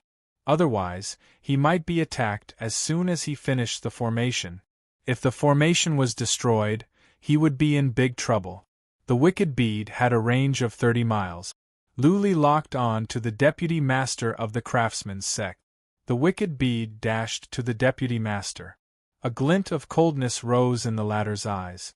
He took out a spear and stabbed at the wicked bead. Buzzing, the wicked bead glowed as Luli came out. As soon as Luli showed up, one of the wrath of the god of thunder in his hand suddenly exploded. Violent thunderbolts swept across in all directions. Seeing Luli coming out, the vice-patriarch of the Hall of Warfare of the Craftsman's sect tried to stab Luli to death with his spear. However, the vice-patriarch trembled in fear when he saw the glare of the Wrath of Thunder. The Wrath of Thunder had killed a super mighty warrior in the divinity. Retreat, the vice-patriarch slapped with one hand. At the same time, a shield flew out. The shield grew to 100 feet in length and width, separating him from Luli. The vice-patriarch sped up and stepped back. However, thunderbolts were too fast. Even with the shield, the vice-patriarch was still struck by thunderbolts from other directions. An area with a radius of 3 miles was enveloped. One of the divine craftsman sect's formidable martial artists was entangled by the lightning. His body trembled violently in midair as his battle armor was quickly destroyed. Following that, his entire body was charred and turned into ashes in an instant. It's over, the Vice Hall Chief of the Craftsman's sect sensed a deadly crisis in his soul the moment the lightning swept him in. The lightning instantly entered his body.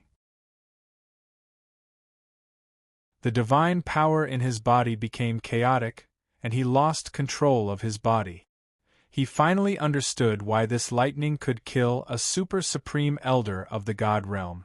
It was because once this lightning entered the body, a martial artist's god force would be thrown into chaos and they would be unable to release any defensive supernatural abilities.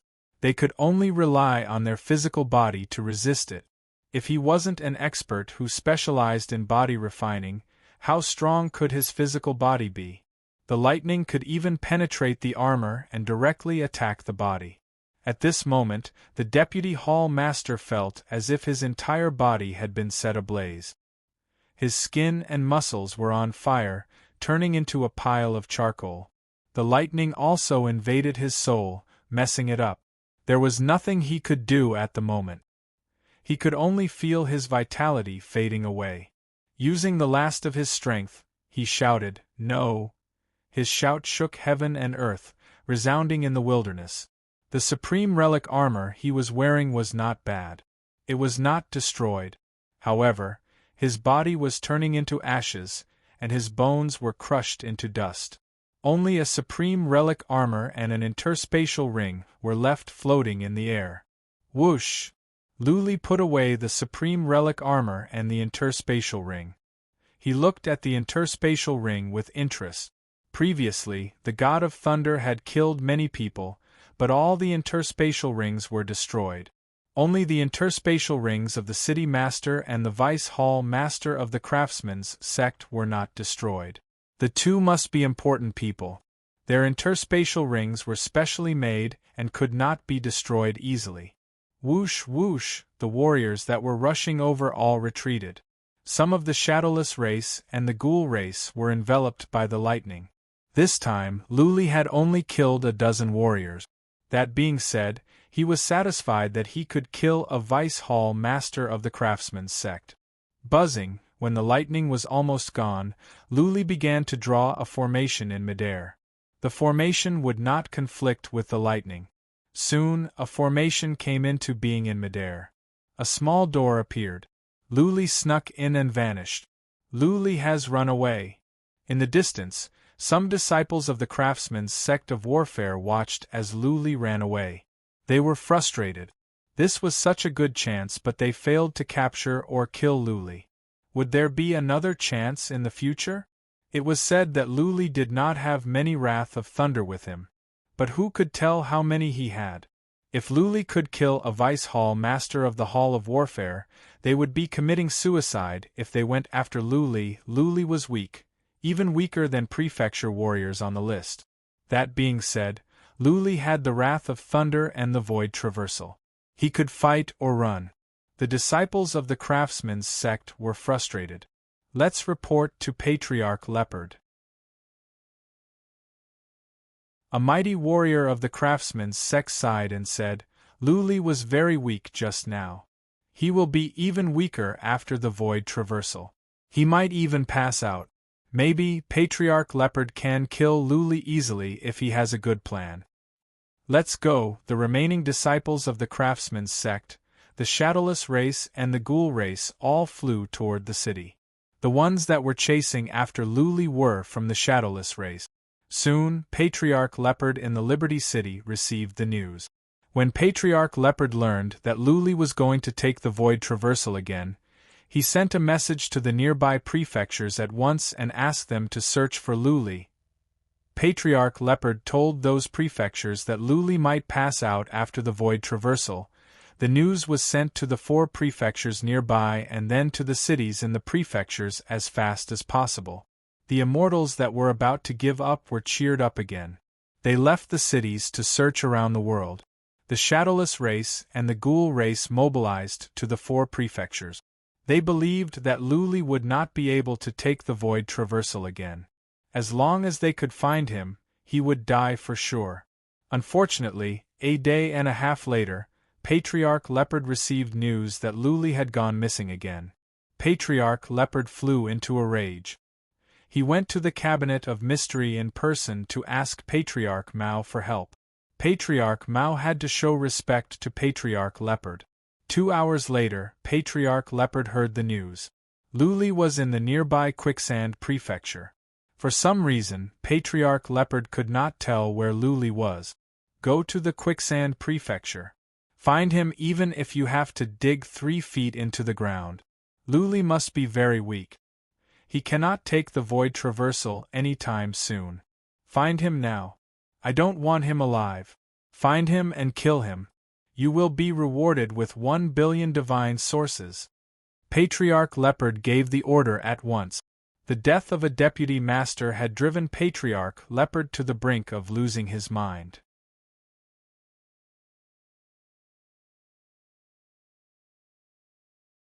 Chapter 1381. As a matter of fact, Luli had passed out. But this time, he was lucky. He appeared in a mountain. Since he had been cultivating in the wicked bead for over a month, fewer people were searching for him at the Quicksand Prefecture. The mountain was a lair of wild beasts, which happened to be undiscovered. As soon as he came out, he fell to the ground. Blood gushed out from his mouth. Flying across the void twice in a row had hurt his soul. His body could not stand it anymore. He passed out. The best thing he did was to tell Blood Fairy to put him into the wicked bead before he flew across the void. Blood Fairy was strong in breaking formations. She was the one who broke the 6th seal of the wicked bead. Luli had intentionally given her control over some inhibition formations so that she could control the wicked bead at will. Therefore, as soon as he came out, Blood Fairy put him into the wicked bead. Then, the wicked bead turned into a speck of dust and drifted away. Blood Fairy did not want to attract too much attention. She flew the wicked bead to a nearby ravine and hid.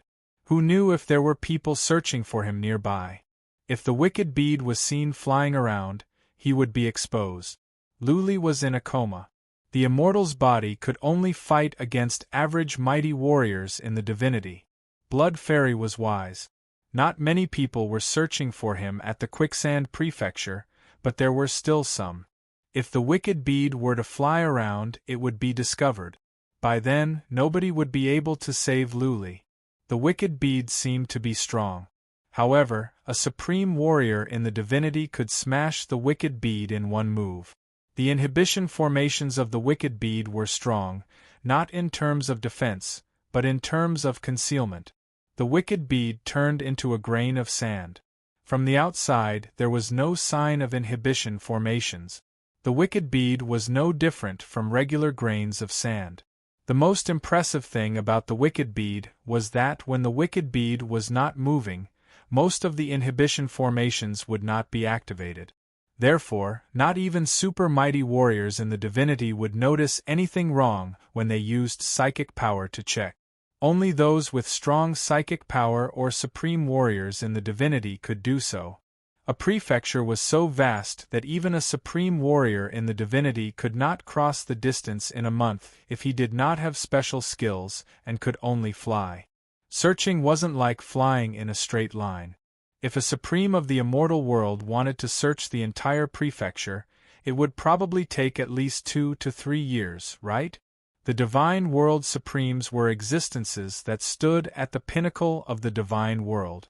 With a single command from them, countless martial artists would run errands for them, going through mountains of blades and seas of fire for them.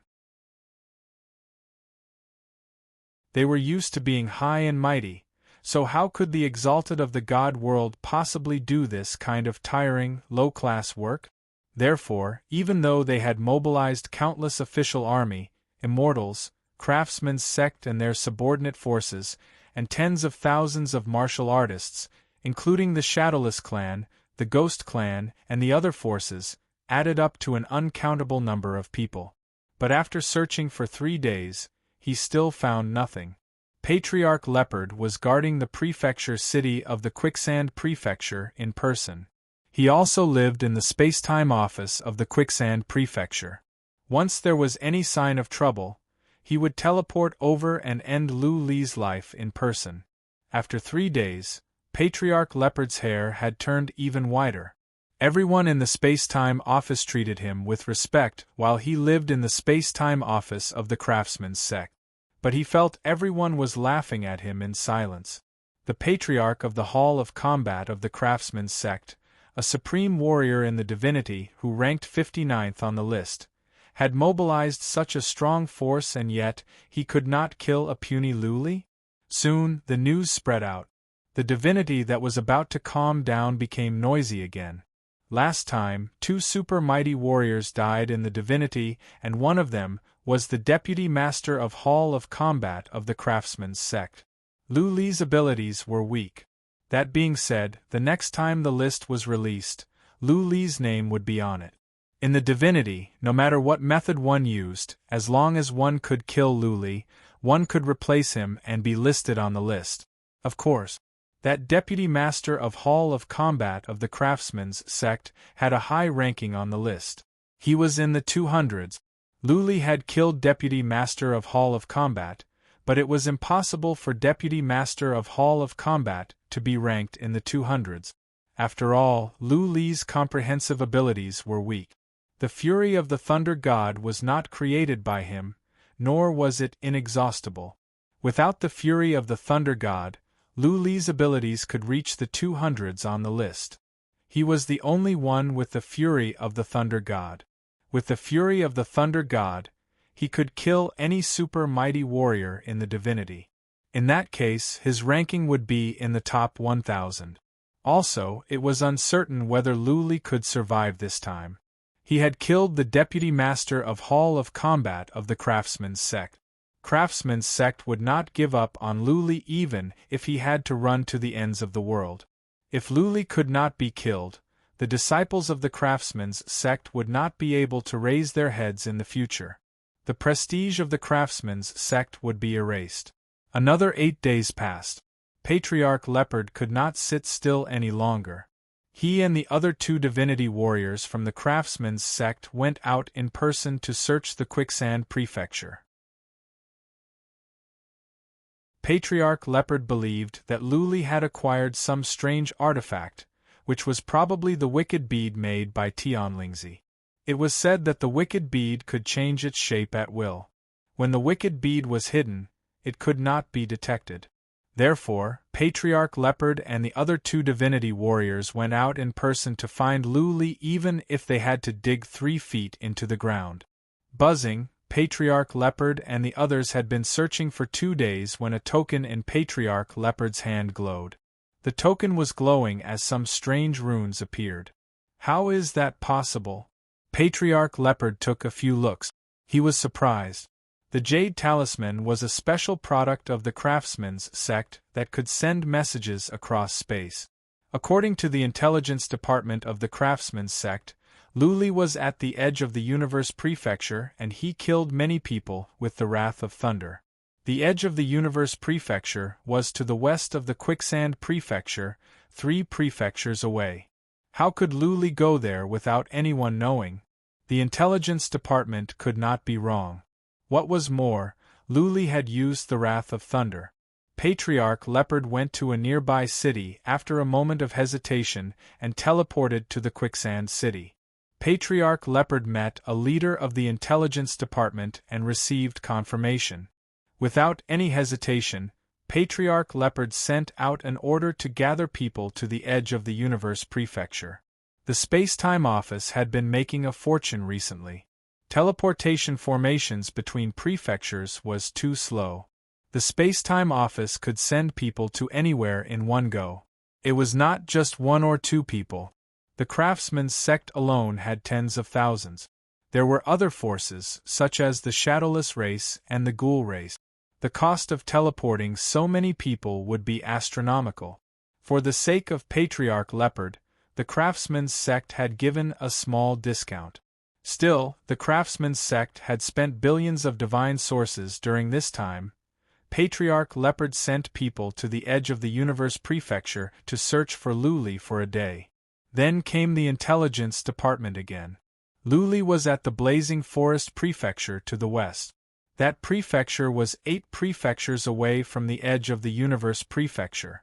Patriarch Leopard was stunned. If Luli could travel across 8 prefectures in such a short time, there would be no need for them to go after him. They would not be able to catch up with him. While Patriarch Leopard was at a loss as to what to do, 2 hours later, the Hall of Intelligence sent another message. Luli was found in the Luo Shui Mansion, 4 prefectures to the south. Luli had used the Wrath of Thunder and killed thousands of prefecture warriors. The moment Elder Leopard heard the news, he felt a little flustered.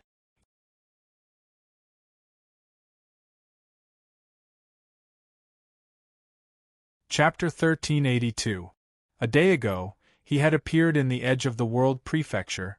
A day later, he had appeared in the Infernal Forest Prefecture, and now, he had appeared in the Luo Shui Prefecture after only 2 hours. There was a long distance between the 3 prefectures. Even if Luli were to keep flying, he could not go across so many prefectures in such a short time. Therefore, after Patriarch Leopard calmed down and thought about it, he thought that there were two possibilities. The first was that the information from the intelligence hall was wrong, and the second was that someone was helping Luli mislead the public. Elder Leopard of the Intelligence Division understood that while there were occasional mistakes, it was impossible for such a major matter to be reported carelessly. Besides, there were cases of Thunder God killing people in every place.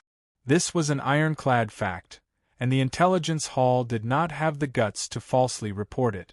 Therefore, Patriarch Leopard soon came to the conclusion that someone must be helping Luli by disguising himself as Luli and secretly getting the wrath of the Thunder God, so that they could not tell the truth. Send a message to the Cabinet of Mystery and ask where Luli is. Elder Leopard waved his hand. The Pavilion of Heavenly Mysteries possessed a secret tracking technique that could track a person's true location based on their blood. Therefore, no matter how many people were pretending to be Luli, the Cabinet of Mystery could easily find the real location. A team leader went to send the message. Patriarch Bao didn't leave either. He waited here. There were Luli everywhere. Where should he go? 4 hours later, Cabinet of Mystery sent back a message. Luli's blood had been used up and they could not locate him. Elder Leopard's eyes turned cold. What a coincidence! The Pavilion of Heavenly Secrets had been able to track them before, but now that a problem had arisen, the Pavilion of Heavenly Secrets was unable to track them? Was it really a coincidence? Or did a major power approach the Heavenly Secrets Pavilion? Patriarch Leopard paced up and down in the room. There were several Lulis and all of them had the Wrath of Thunder. There must be some super powerful force helping Luli or else he wouldn't have the guts to fight against the Craftsman's sect. It was not impossible for such a major power to bribe the secret pavilion. Things are getting troublesome. Elder Leopard rubbed his head. He had a good relationship with Elder Mao. Since the Pavilion of Heavenly Mysteries had already informed him that they could not track him, then either they really could not track him, or Elder Mao could not help him. Even if he personally went to the secret pavilion, the result would be the same. Bang! Thinking of this, Elder Leopard angrily slammed the table next to him, and the table instantly exploded. Elder Leopard felt a burning pain on his face, as if he had been slapped by an invisible hand. His face was already swollen from being slapped by Luli, and now someone was beating him up again. Should we report this to the sect leader? Elder Leopard was a little hesitant. The current situation was completely out of his control. If he didn't report it to the sect master and things went wrong, the sect master might blame him. Let's search it first. Elder Leopard pondered over it. If he were to seek help from sect master Yu now, it would be a sign of his incompetence. The dignified Divine Craftsman sect's Battle Hall Master had mobilized tens of millions of people and spent 10 billion divine roots. However, in the end, he could not even kill a mere disciple of the Divine Artifact Pavilion. He felt that he was too ashamed to face the sect patriarch. Guards! Elder Leopard shouted loudly. A black shadow rushed in with a flash and knelt down on one knee. Elder Leopard waved his hand and said, "Mobilize people to all the places where Luli can be found. Also, spread the word to the entire divinity. Anyone who can kill Luli will be rewarded with 2 billion divine roots." For the time being, Elder Leopard had no other choice. He had to offer a high reward and mobilize more powerful warriors to join the hunt for Luli. As a matter of fact, Luli was still in the Quicksand Prefecture, at the same place. He had woken up but did not leave. It had been a long time since his enemies came. This place should be safe. More importantly, there were no prefecture warriors or immortals coming to search for him. Therefore, Luli had no qualms about staying here. Luli did not know how many of him were out there, and they were all in different prefectures. The Cabinet of Mystery could not locate him yet. If he had known, he would not have hesitated and would have immediately flown through the void to escape. Luli remembered the dangerous situation last time since nobody was searching for him. He decided to cultivate his soul for a while again. If his soul could be stronger, he could fly away twice in a row, which would be safer. Luli asked Blood Fairy to monitor the situation outside while he entered the transcendent state to continue cultivating his soul and divine energy. While Luli was enjoying his time here, the outside world was in chaos. This was because the 3 Lulis that appeared were constantly moving towards the northwest. In merely 5 days, the 3 Lulis had moved to the west along 3 different routes. At the moment, the 3 Lulis were more than a dozen prefectures in the Quicksand Prefecture. Patriarch Leopard increased the bounty. More warriors swarmed over and joined in the action of intercepting the 3 Luli. The 3 Lulis were freakishly powerful. So many people were hunting them, including the Shadowless race and the Ghastly race, but none of them could find one. What was more, the 3 Lulis were resourceful. One day they could be in one prefecture, and the next, they could be in 3 other prefectures. Many warriors from smaller forces wanted to take this chance to make some money. However, they lost all their travel expenses. The 3 Lulis kept appearing, and the news kept coming. Yet, none of them could be captured or killed. Many people realized something was wrong. 2 of the 3 Lulis must be fake, or even all 3 of them could be fake. It was highly possible that a super force was helping Luli escape. That force should not be weaker than the Craftsman's sect. Otherwise, why would they have the courage to fight against the Craftsman's sect? Half a month had passed, and none of the 3 Lulis had been captured. Now, all 3 Lulis had arrived at the west of the Divinity, 70 prefectures away from the Quicksand Prefecture. Patriarch Leopard and the others were hot on Luli's trail. They would go wherever Luli was. Even though they had been chasing for half a month without seeing even a shadow of Luli, Patriarch Leopard did not intend to give up. Luli's real body had begun to take action. During the past half a month, almost nobody came to search. When Blood Fairy told him the news, Luli felt something was off. That being said, he could not miss out on such a good chance. He flew away at once. This time, his soul was stronger. He did not show any pain on his face when he flew away.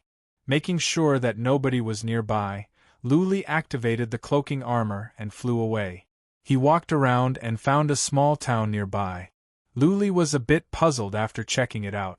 There was no sign of search nearby. Had the Craftsman's sect given up on hunting him? Of course, Luli did not dare to go into the town. He found a place to rest for half a day and then flew away again. This time, Luli was unlucky. When he flew out, there happened to be 3 immortals nearby, and they recognized him at once. Charge, without any hesitation, Luli let out the immortal's body and the Deaf Taoist and began the slaughter. The immortal's body and the Deaf Taoist were quite capable. In the time for a few breaths, the 3 immortals were killed. Having killed the 3 immortals, Luli flew to the distance at once. He planned to take a rest for half a day before flying away again. He did not know what had happened. That being said, there was no search force in the nearby prefectures, which was the best-case scenario. He must seize the chance and hurry back to the land of Yuyan as soon as possible.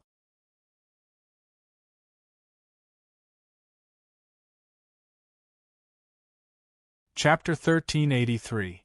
Luli had been on his way for 20 days. He had gone through more than 20 prefectures. Finally, he understood why it had been so quiet recently. Outside a small city, he ran into some warriors. He used the cloaking armor to hide nearby and eavesdrop on their conversation. Those warriors were searching nearby, trying their luck.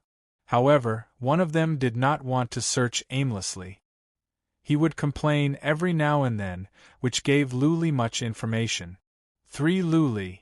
Luli was dumbfounded.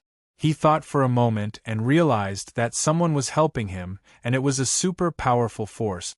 Otherwise, how could they fail to capture 1 Luli, when so many people were hunting him down? Is it that mysterious warrior? Luli remembered the warrior at the Starlight City. Later on, this warrior gave Luli the skill to fly in the void and pointed him to the land of Yuyen. Apart from this warrior, Luli could not think of anyone else who would help him like this and understand his situation so well. Is this person really from the force behind my sister? Luli was having doubts again. There was no love without reason in the world. Nobody would be so bored as to offend the craftsman's sect just to help him. Apart from the force behind Lu Ling, Luli could not think of anyone else in the divinity who would help him like this. If it is really my sister, why didn't she come and meet me? Luli's spirits were down. He found a place to rest for half a day and then flew in the void again. This time, before he flew in the void, he used the cloaking armor. When he came out, he would be invisible. In this way, he would be less likely to be discovered. The disadvantage of flying in the void was that the exit was random.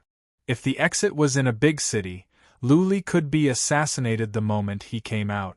If there was a city nearby, his whereabouts would be exposed. The next dozen times Luli flew in the void, he was quite lucky. Along the way, he appeared in the wilderness and only once did he run into an immortal. Luli was not soft-hearted. He sent out the immortal's body at once to kill the immortal. He could not afford to leak his whereabouts or else Patriarch Leopard would come after him. After several rounds of flying in the void, Luli found that his soul resistance was growing stronger. Now, he did not feel much pain when he flew in the void, just a bit of discomfort. After resting for half a day, he didn't idle around. Instead, he cultivated his soul. Luli flew on. This time, he was unlucky. He appeared near a mine where there were hundreds of prefecture warriors and many followers. Luli could tell with psychic power that there were at least over 10,000 of them. Even though Luli was wearing the cloaking armor, the change of space and the appearance of a golden gate still attracted many prefecture warriors. Some official guards immediately flew over to find out what was going on. Luli floated down silently. He could not make up his mind. There were many followers here. If he wanted to kill them, he would have to kill all of them. Otherwise, the information would be leaked. What was that? Why didn't anyone appear when I opened the door? This door, why do I find it somewhat familiar? Don't you think it looks like the door that appeared when Luli flew across the void? Looks like it, but why hasn't anyone come out? Should we report this to the manor head? A group of prefecture warriors wandered around, checking with psychic power. They gathered together to discuss when they were sure that nobody was around. Luli was nervous. If they suspected him and wanted to report him, he would have to kill them all. Otherwise, if the information was leaked, he would be in big trouble. I don't think so. A man that looked like a commander shook his head. A couple of days ago, I heard that Luli was at the Water Eel Prefecture in the west. That place is dozens of prefectures away from here. Just now, there must have been some changes in space. Don't make a fuss. Go back to your work. The commander waved his hand and the prefecture warriors left. Luli was relieved. But he did not leave right away. Instead, he stayed nearby. What if that commander went to send another message? Half a day later, Luli had a good rest. He snuck away after making sure that everything was fine. He found a place to rest. He took out the map and complained to himself. The divinity was a vast place. He was at the Chamber of Relics, which was the southern part of the divinity. To get to the land of Yuyen, he had to cross more than 100 prefectures. In other words, he would have to fly across the void over 100 times. Flying across the void could take him across more than one prefecture in one go. Riding a beast of the void would take him 2 years to go from one prefecture to another. That was to say, riding a beast of the void to go from the south to the north of the divinity would take hundreds of years. Luli had crossed dozens of prefectures. If everything went smoothly, he would arrive at the northernmost part of the divinity in 3 to 5 months and then enter the land of Yuyen. A mysterious warrior was helping him. He had lured Patriarch Leopard and the others to the west of the divinity, which made things easier for Luli. Otherwise, he was not confident that he could make it. If I can go to the spacetime office, I will have enough divine sources. Luli thought about it. The spacetime office could take him to the northernmost part of the divinity in one go. Of course, that was just a thought. Who knew if the spacetime office would capture him and send him to the craftsman's sect? What was more, he did not have that many divine sources. Divine sources? An idea came to Luli's mind. He had obtained 2 interspatial rings of super mighty warriors in the divinity. There should be many divine sources in them. He took out the 2 interspatial rings at once. Since the owners were dead, the spiritual imprints were gone. Luli took control of the 2 interspatial rings easily. Wow, Luli felt like a beggar who had picked up a bag of gold coins when he checked with psychic power. In the 2 interspatial rings, there were mountains of materials and too many divine sources. Luli took a quick glance and found that there were at least tens of millions of divine sources. There were also many relics, armors, books, pellets, and tens of thousands of bottles and jars. There were other miscellaneous items. Buzzing, Luli did not have the time to sort things out. He took out some bottles of pellets and opened them up. Luli found a kind of pellet that could nourish the soul. Nice. Luli was overjoyed. He had been wondering where to find some soul-nurturing pellet. Now, he found that there were at least thousands of soul-nurturing pellets in the interspatial ring of the Vice-Patriarch of the Hall of Warfare of the Craftsman's sect. They were of much higher quality than the ones Luli had taken before. The soul was very important. If the strength of his soul increased, he would be able to continuously fly through the void. This way, his safety would be greatly increased, and his speed would also be faster. Luli took 3 emerald green pellets at once. The pellets melted in his mouth. Then, some surges of energy surged into his soul. Luli sensed that his soul was growing at a fast pace. The smile on his face grew wider. God bless me!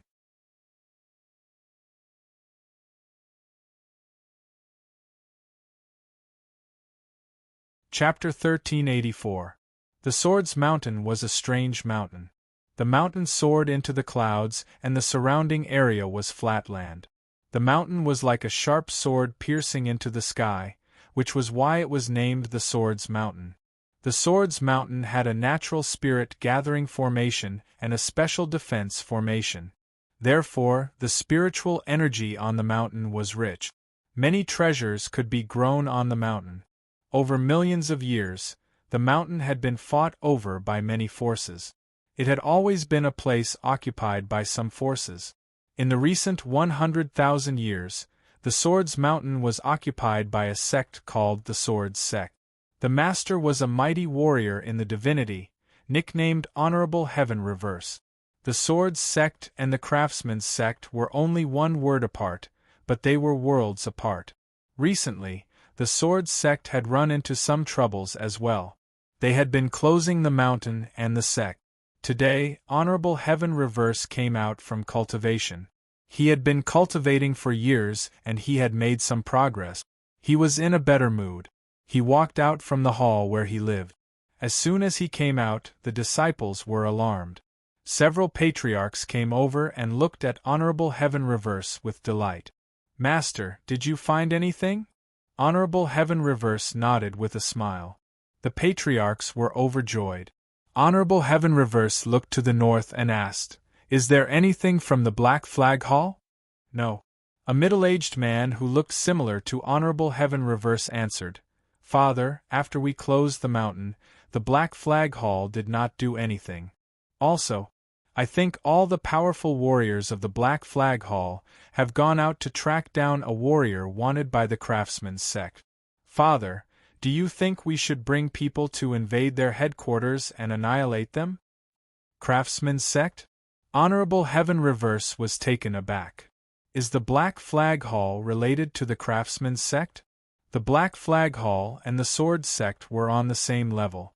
If the Black Flag Hall was related to the craftsman's sect, even to a patriarch, it would be a disaster for the Swords Mountain. No. The middle-aged man shook his head. How can the Black Flag Hall be related to the craftsman's sect? But recently, the craftsman's sect is hunting down a traitor of the Chamber of Relics. I think his name is Luli. They have been hunting him for months and they failed to kill him. The craftsman's sect has offered 2 billion divine sources. Many forces are on the move to see if they can kill Luli. Luli? The Honorable Heaven Reverse narrowed his eyes and then burst into laughter.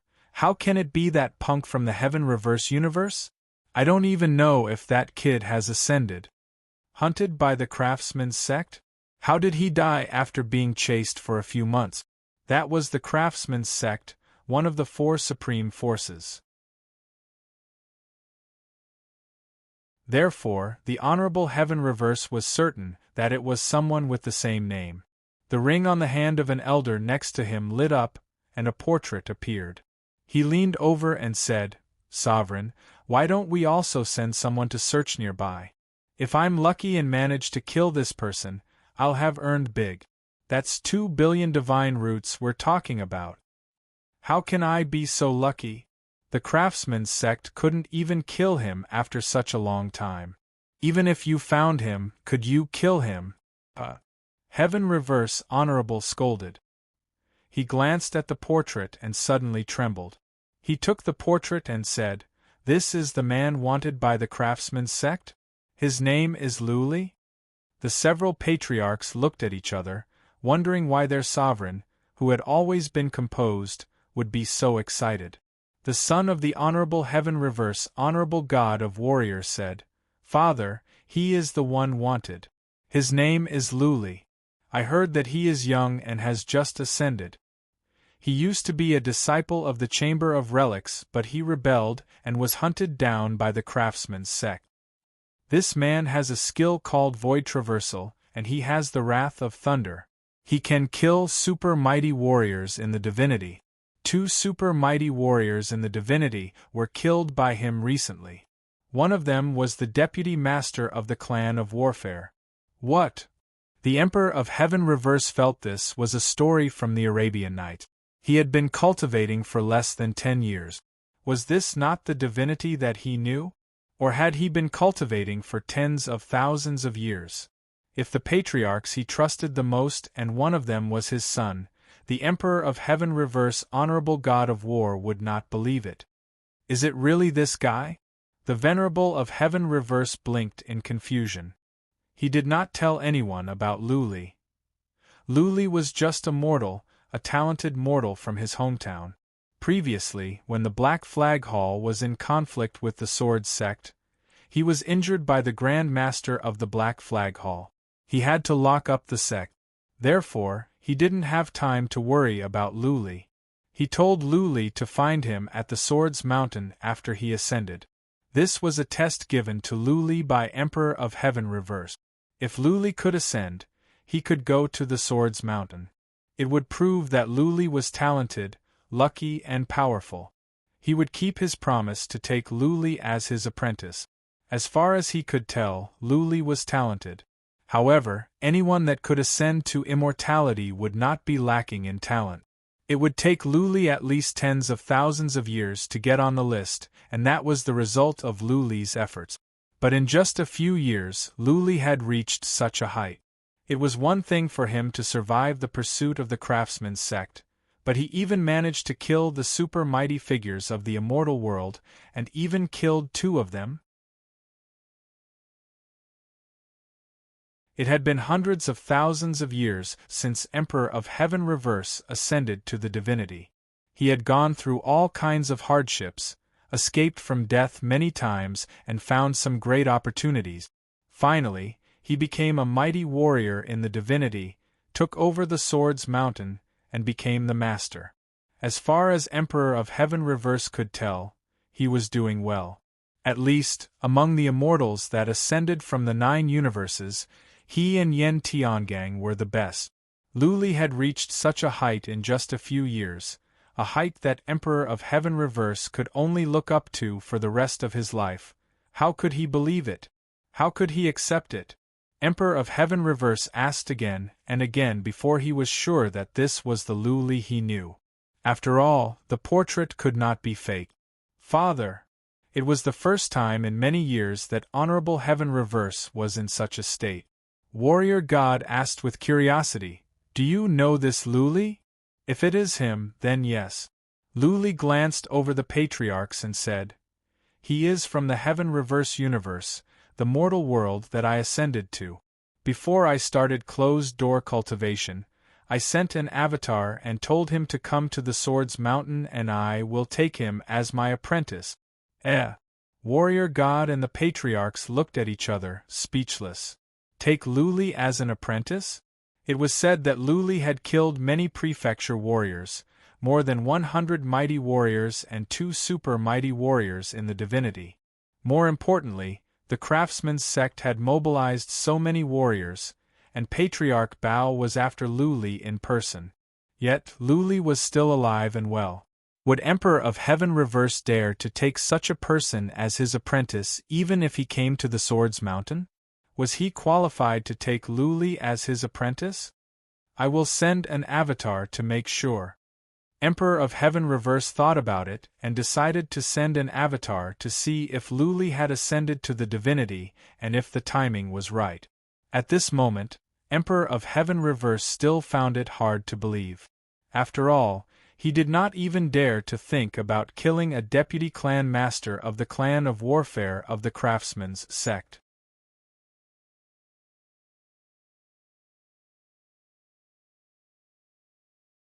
Chapter 1385. The statue of Emperor of Heaven Reverse was originally in the demon-slaying city. However, Patriarch of Law Enforcement moved to the Earth Imperial Universe. Fearing that Emperor of Heaven Reverse would come looking for them, Patriarch of Law Enforcement brought the statue to the Earth Imperial Universe as well. Since Kamang was there, it was easy to build an altar. The statue was in the Relic City, in a manor. There was another statue in the manor, a statue of Lu Li. On this very day, the statue lit up with a dazzling light. Following that, a wave of divine might spread out, instantly alarming everyone in the city. What? Jiang Qiling and Bai Qiushue were both cultivating. They trembled when they sensed the energy. They checked with psychic power at once. They were disappointed to find that it was only the statue of Emperor of Heaven Reverse that glowed, not Lu Li. Whoosh, that being said, they were thrilled that Emperor of Heaven Reverse could send an avatar here. They dashed out at once and dragged Bai Xiaoshuang, who was still in shock, toward a manor in the distance. Whoosh, whoosh, whoosh, countless people in the divine city were alarmed, and they all rushed over in a frenzy. Patriarch of Law Enforcement and Lu Xingyang were in the city. They came at once. Emperor of Heaven Reverse. Patriarch of Law Enforcement and the others dropped to one knee. Many Lu family disciples flew over out of curiosity and knelt down as well in fear. This was a manifestation of an immortal, a human of the Heaven Reverse universe. How could they not show respect? The statue glowed. Emperor of Heaven Reverse used psychic power to check and said, "Tang Ying, tell the uninvolved disciples to leave. I have questions to ask you." Off you go. Patriarch of Law Enforcement waved the Lu family disciples and patriarchs away, leaving only Lu Xingyang, Jiang Qiling, and Bai Xiaoshuang. Buzzing, when they left, Emperor of Heaven Reverse covered them with energy to cut off their voices. He asked, "Has Lu Li ascended?" Jiang Qiling, Bai Xiaoshuang, and Bai Xiaoshuang were disappointed. Emperor of Heaven Reverse did not know that Lu Li had ascended? So, he did not know where Lu Li was either. Patriarch of Law Enforcement nodded. "Yes, Lu Li has ascended. It has been a few years." "Just as I thought," Emperor of Heaven Reverse murmured. "Still," he asked, "Lu Li looks the same before he ascended, right?" "No." Patriarch of Law Enforcement was confused. He could not help but ask, "Emperor, do you have any news about Lu Li?" Emperor of Heaven Reverse said nothing. He was 80% sure that the one being pursued by the craftsman's sect was Lu Li. But how could he tell Jiang Qiling and the others about this? The chances of Luli surviving the pursuit of the craftsman's sect were slim. They could not tell them that Luli did not have long to live.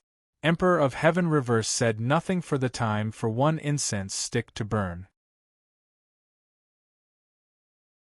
Patriarch of Law Enforcement and the others were getting nervous. Finally, Emperor of Heaven Reverse said, "Yes, but he did not come to me. I heard about him but I am not sure. That is why I came to ask you. Luli is doing well in the divinity, much better than me." Patriarch of Law Enforcement, Lu Jingyang and Jiang Qiling were stunned. Luli was doing better than the Emperor of Heaven Reverse? Did they hear wrongly? How long had Luli been in the divinity?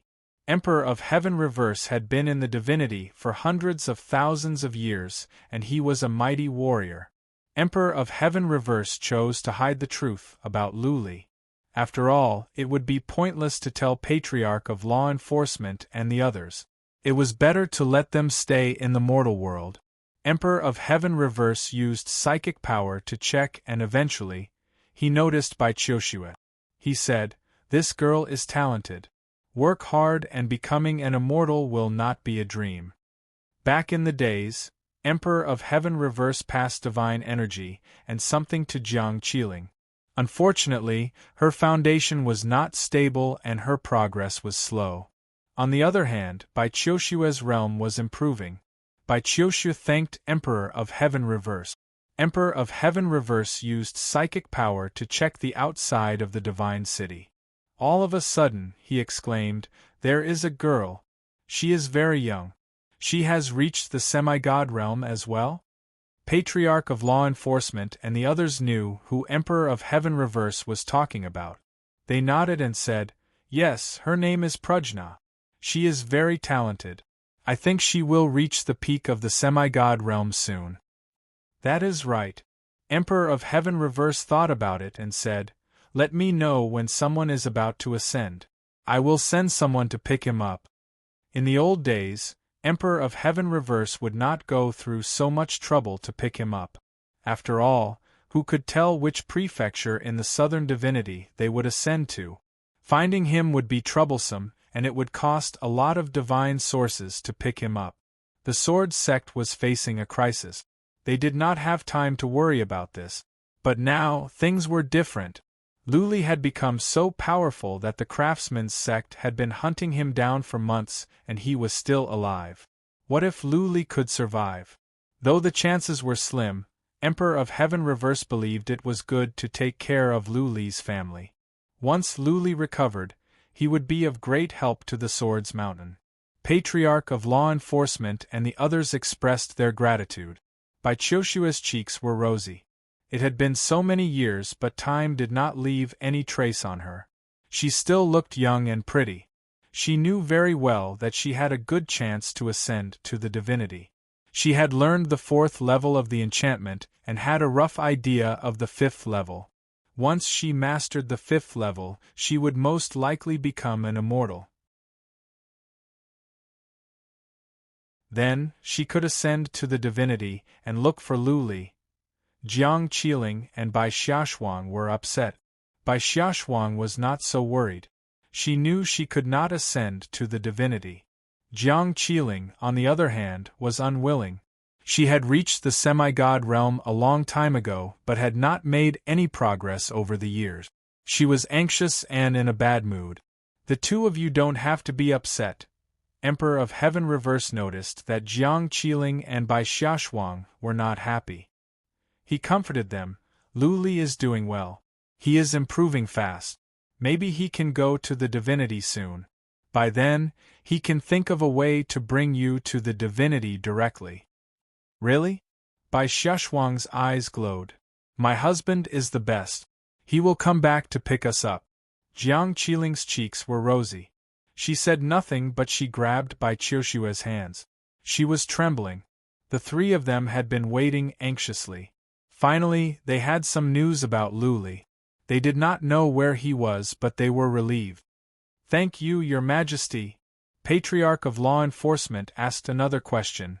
"Right, Your Majesty, why hasn't Luli sent an avatar down?" Is there something wrong with the statues and altars we built? Of course.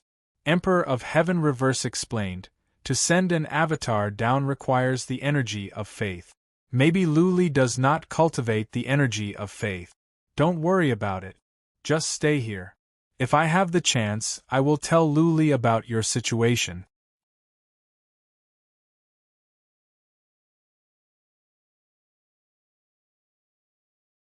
Chapter 1386. Luli was still alive and he was living a good life. After cracking the 2 interspatial rings, Luli obtained a large number of soul-nurturing elixirs. Those elixirs were taken by the super mighty warriors in the divinity. Naturally, they were effective. Luli's soul was not strong to begin with. Now that he had taken such high-level elixirs, his soul was growing at a remarkable speed. There were tens of thousands of elixirs. Luli took them like they were worthless. In 2 months, he had consumed thousands of elixirs. His soul's strength was increasing very quickly, and it was about twice as strong as before. Now, he could fly across the void 4 times in a row. After the 4 times, he would not be too weak and would not pass out. In this way, he could be more confident. So what if he was exposed? He could fly across the void continuously. It would be difficult to catch up with him. In 2 months, he had gone across more than 50 prefectures. He was lucky. He ran into some people along the way and he killed them all. Nobody survived. He had arrived at the northern divinity. Since he could fly across the void continuously, it would take him less time. He believed that in a month at most, he could cross the northern divinity and enter the land of Yuyan. Just today, Luli's luck seemed to have run out. This time, after he flew across the void, he found himself above a city. But that was not the point. The point was that he was in a prefectural city, which meant that the master of the city was in the city. Luli dashed out. He was wearing the cloaking armor, which made him invisible. However, as soon as he came out, he noticed that he was locked on by psychic power. Luli was taken aback. Apart from super mighty warriors in the divinity, nobody could locate him while he was wearing the cloaking armor. This city, Luli used psychic power to check and complain to himself. How could he be so unlucky? How could he appear above a prefectural city?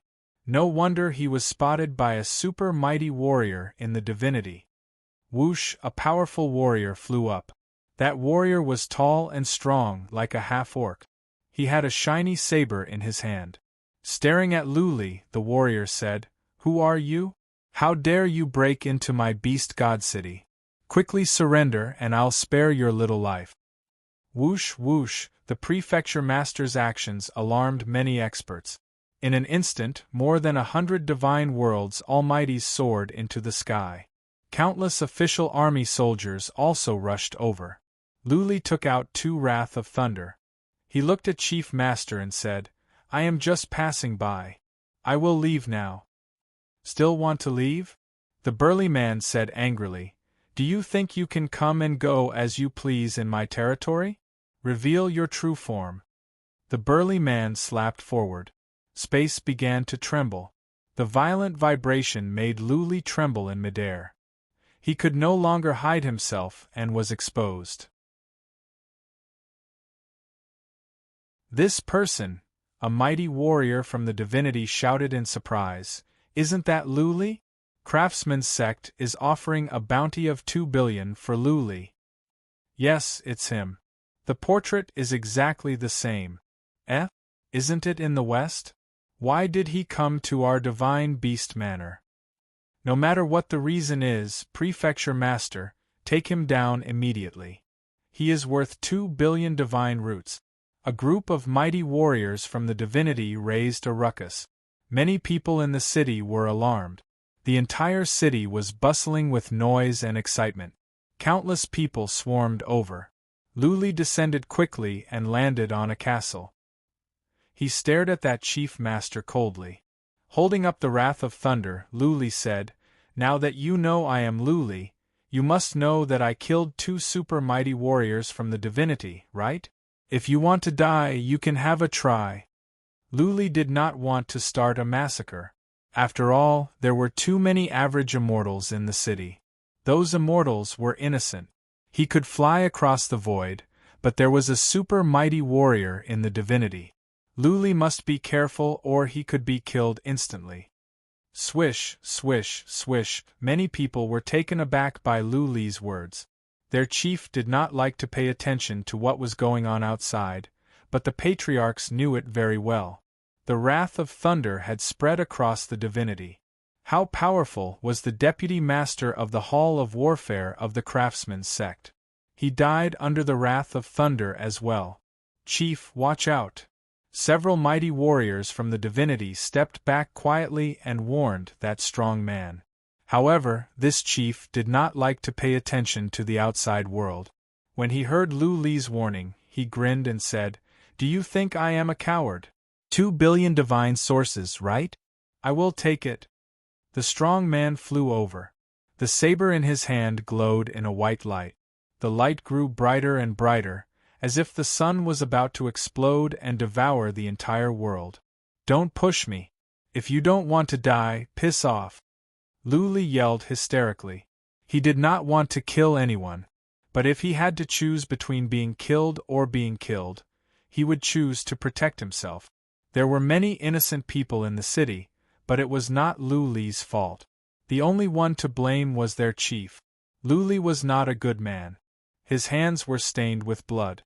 That being said, he had principles and a bottom line. It did not mean that he did not have the courage to go on a killing spree. In the mortal world, he killed millions without batting an eyelid. Ha ha ha! Chief of the Divine Beast residence laughed. A ray of light glowed in the sky. He was about to tear Luli into pieces. Go to hell. Luli had no other choice. He knew that if he did not make a move, he would be torn apart the next moment. The thunder armor would not be able to survive one strike from a super mighty warrior in the divinity. Swish, swish. He only detonated one wrath of thunder. He was afraid that if he detonated 2, more would die. Even though it was only one wrath of thunder, the horrifying thunderbolts dashed out and dashed to all sides. Many mighty warriors and prefecture warriors in the divinity turned pale in fright. Chief of the Divine Beast residence was only 100 feet away from Luli. He was swallowed by the thunderbolts in an instant. The attack that he had prepared collapsed. This was because his divine power had become chaotic, and his entire body was trembling in midair. "No!" Chief of the Divine Beast residence yelled. From the depth of his soul, he sensed fatal danger. He tried his best to run away, but his divine energy was disrupted. He was trembling uncontrollably. Chief of the Divine Beast residence yelled in terror. Once again, he smelled death, and this time, it was stronger. "I am dead. I am dead. No." Chief of the Divine Beast residence felt his muscles were being burnt and his vitality was fading away. The last thought that came to his mind was, how could this wrath of thunder be so overbearing?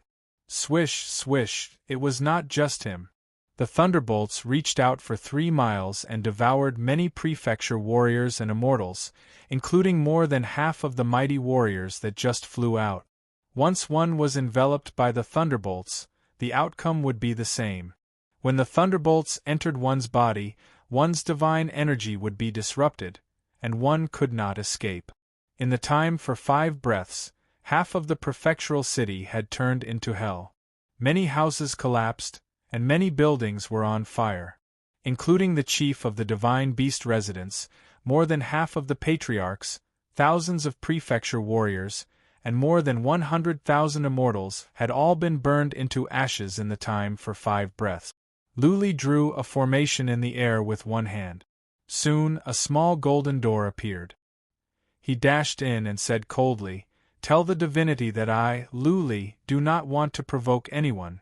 But if anyone wants to kill me, they must pay with blood. P.S. That's it."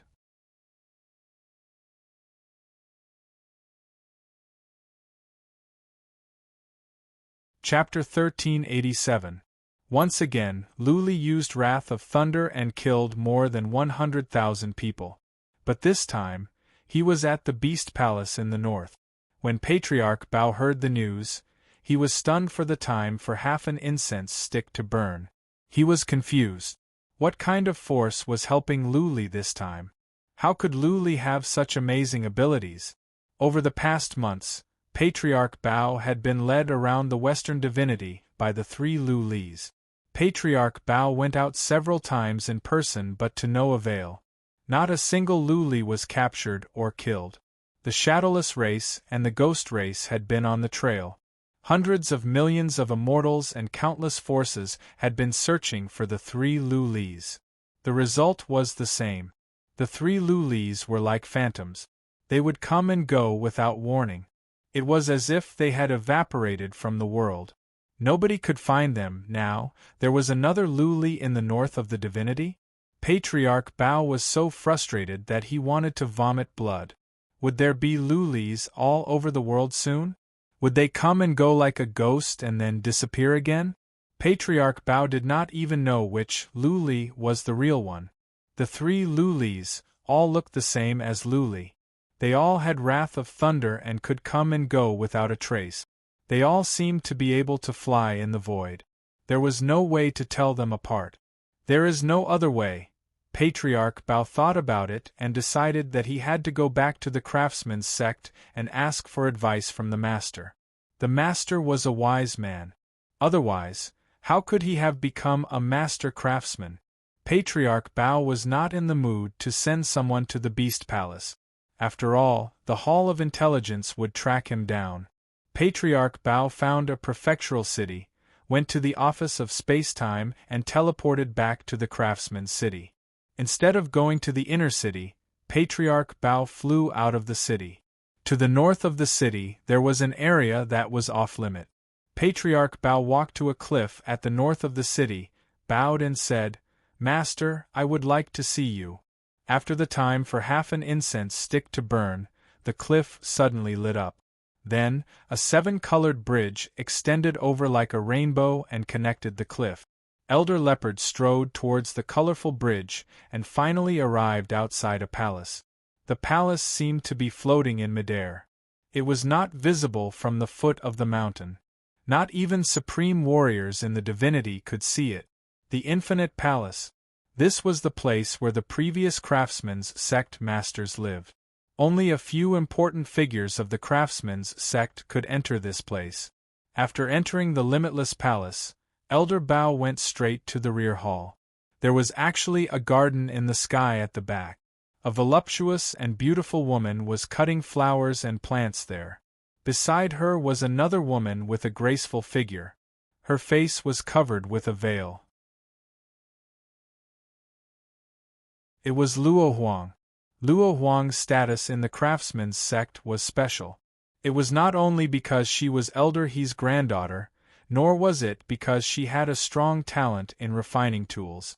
More importantly, it was because she was the adopted granddaughter of the craftsman's sect master. Elder Leopard looked at the beautiful woman with a respectful and ashamed expression. He bowed and said, "Greetings, sect master." The beautiful woman did not look young, and she looked like a beautiful lady. She did not look at Elder Leopard and continued to focus on trimming the flowers and plants. After she finished trimming a small tree, she looked at Luo Huang and said, "Little Huang, what do you think?"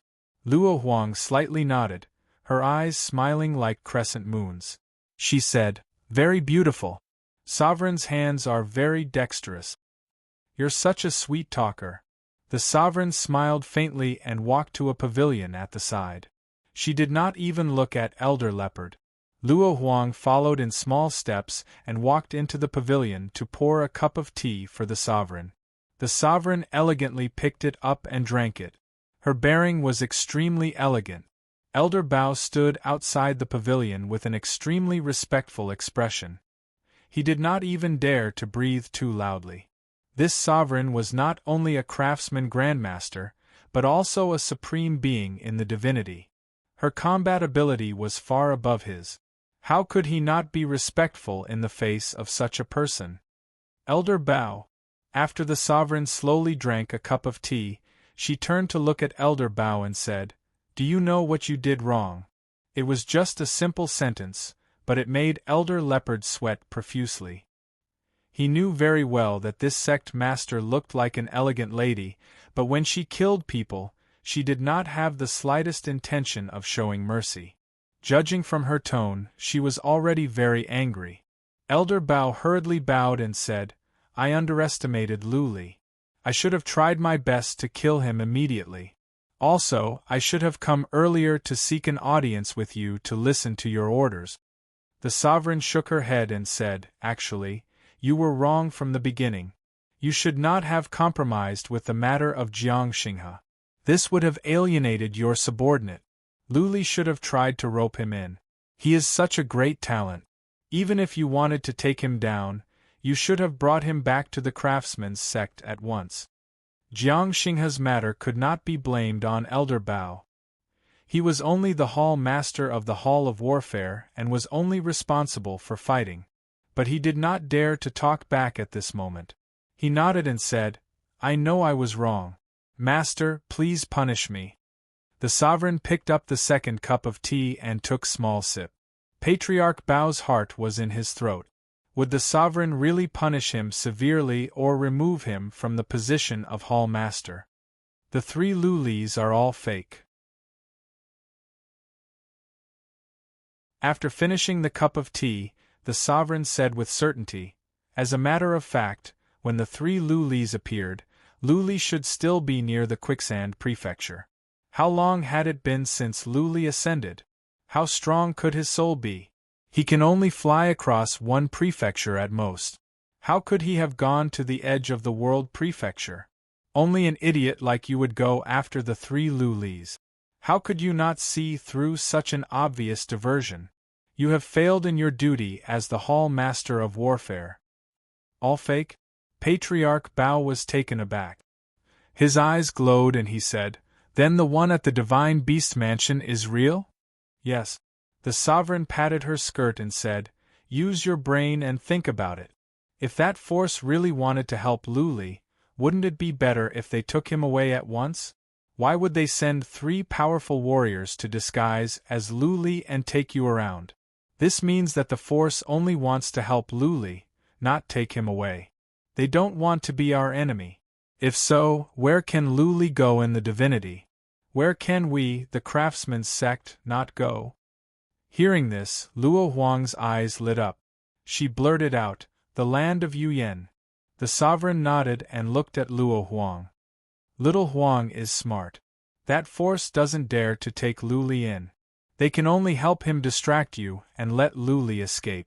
There is only one place Luli can go, the land of Yuyan. Therefore, the one at the Divine Beast Mansion is real. I am slow-witted." Patriarch Bao thought about it and suddenly understood. He bowed at once and said, "I will go and make arrangements now. I will strive to kill Luli this time." "What's the hurry?" The sovereign's expression turned cold. He scolded, "Can you find Luli? Even if you can, he can fly and he has the wrath of thunder. Can you kill him easily?" Patriarch Bao was embarrassed. He bowed and said, "Please, sovereign." The sect master stood up and said, "There is a long and narrow abyss between the north of the God realm and the land of Yuyan. The space in that abyss is extremely unstable. If Luli wants to directly fly through the void to the land of Yuyan, it is very likely that he will be shaken out by the space in that abyss. Gather people near the valley and kill Luli as soon as he comes out. This is your only chance."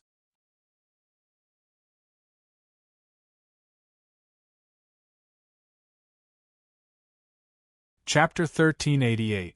After Luli left, he flew across the void one more time and then decided to take a rest. He could have flown across the void 4 times in a row. But he would stop after 3 times to give himself some leeway so that he could run away in time in case of danger. Cultivating, consuming pellets, flying across the void. Luli rushed on, trying to arrive at the land of Yuyan before Patriarch Leopard could react. What made him a little surprised was that the rest of the journey was very peaceful, and he did not encounter any hunting teams that covered the mountains and plains. Since nobody was hunting him down, Luli didn't worry too much. He hurried on and would take a rest after every 3 times. He took pellets as if they were free and his soul was improving. He didn't feel any pain when he flew across the void. He would be tired after 3 times, but he could recover after some rest. He could fly across 4 or 5 prefectures in a row and then rest for half a day before resuming his journey. This was efficient. He was lucky for the rest of the journey. He rarely ran into warriors.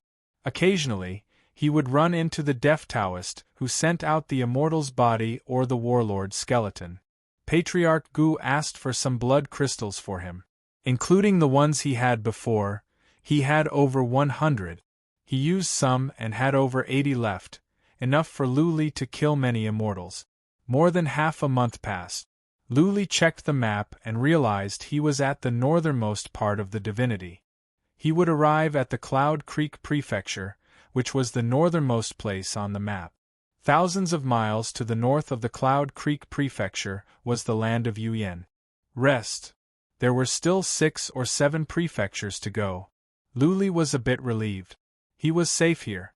The craftsman's sect didn't come after him. This time, Luli cultivated for an entire day to recover to his peak state before he continued to fly across the void. After 3 times, he had arrived at a prefecture near the Cloud Creek Prefecture. He found a place to rest and hide. This time, he slept for 2 days.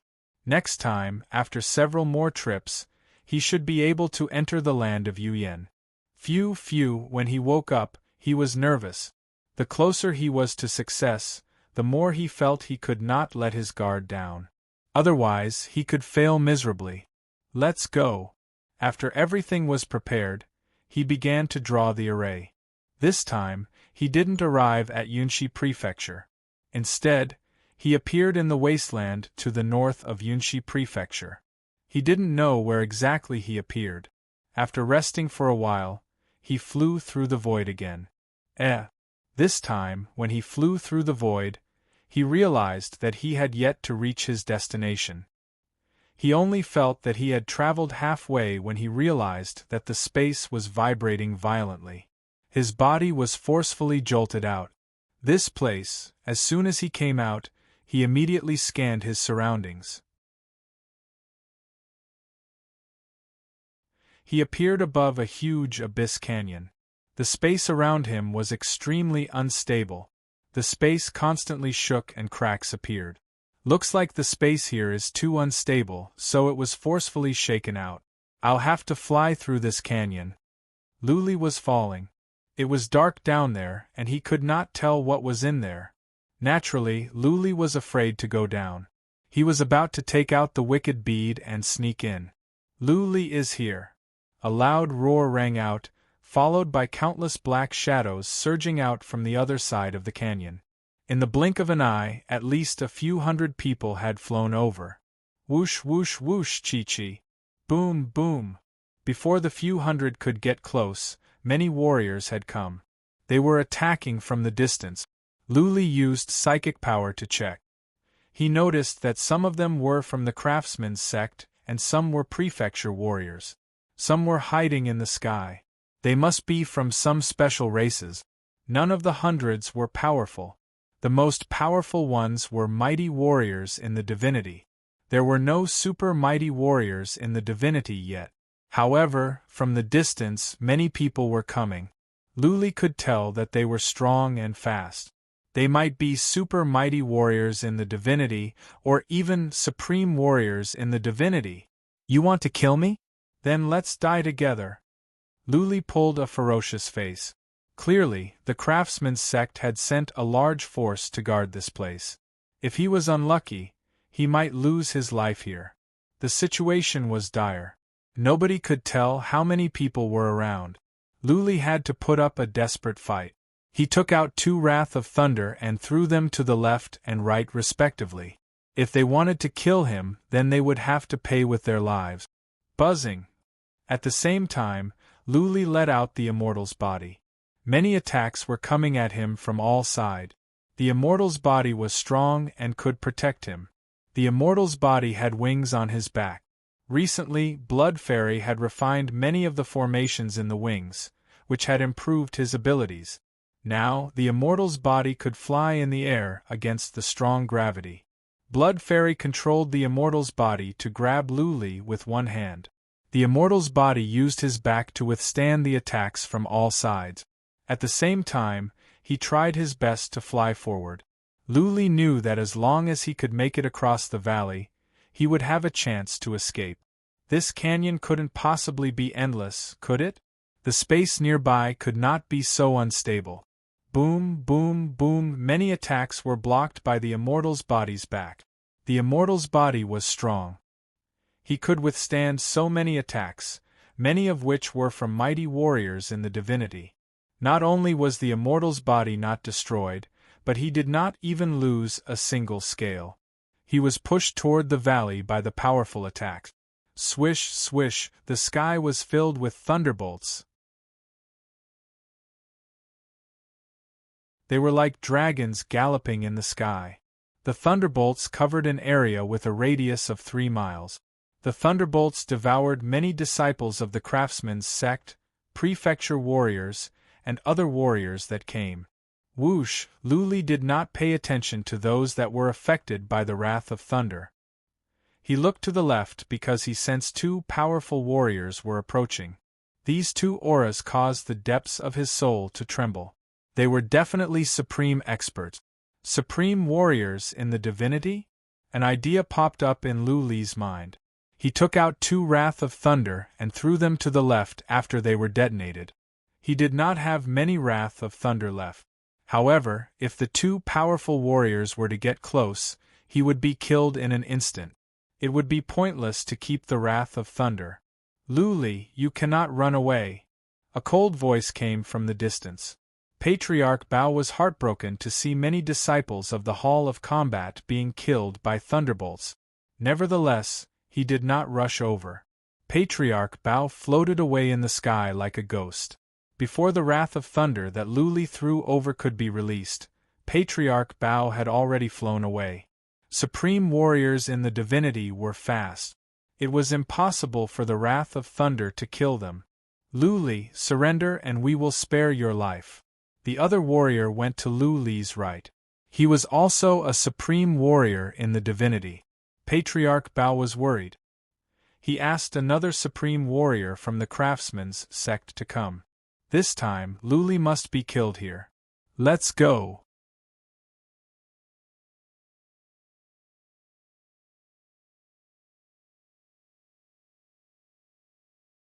Chapter 1389.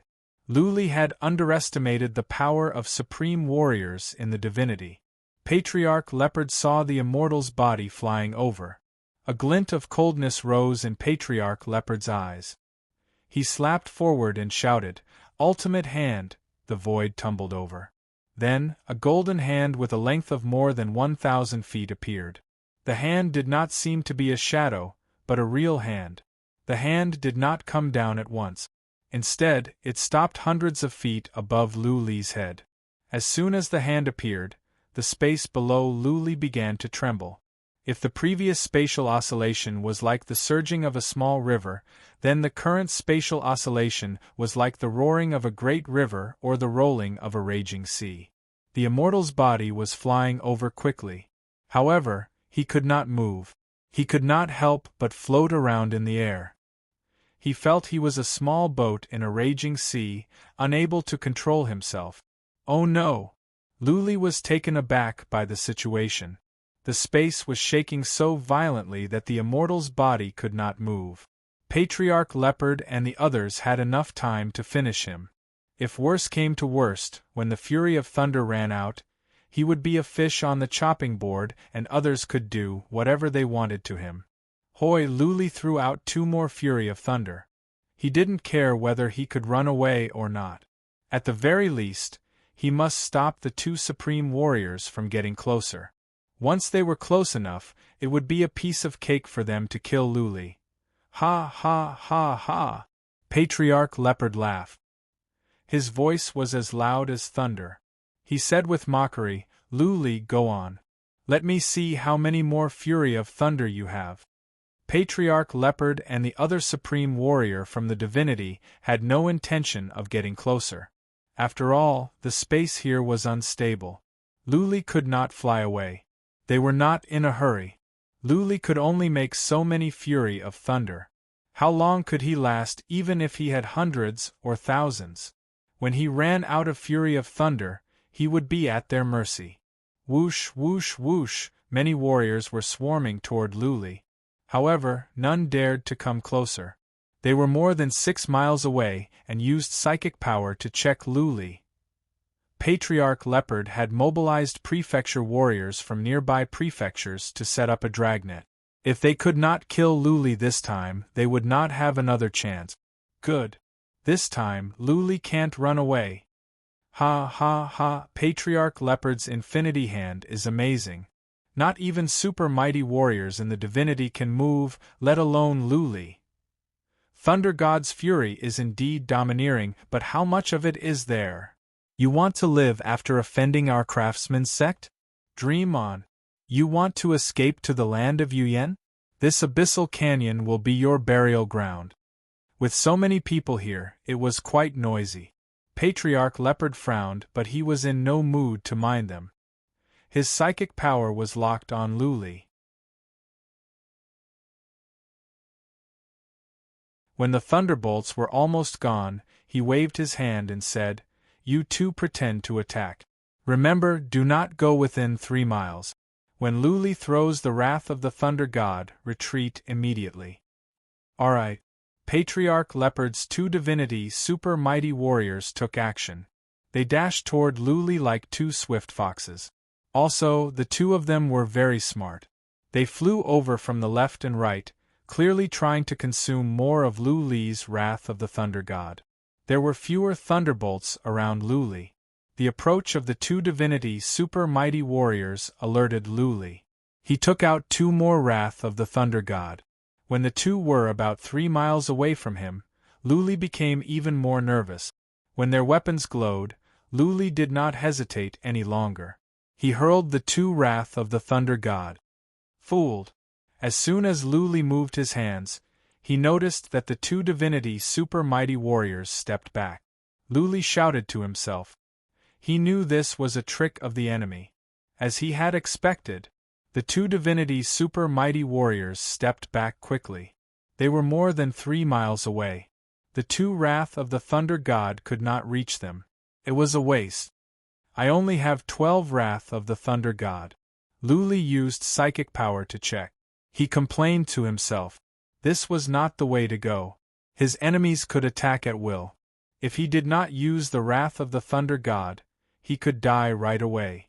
If he did, he could only use it 6 times. What should he do then? Right, the wicked bead. Luli remembered that the wicked bead had a remarkable skill, space travel. However, he was not sure if he could travel in such turbulent space. If he could, he would be able to travel 30 miles in one go. He might be able to cross the valley directly. Buzzing, the wicked bead glowed in his hand.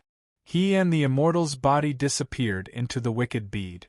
Then, the wicked bead glowed as Luli was about to perform space travel.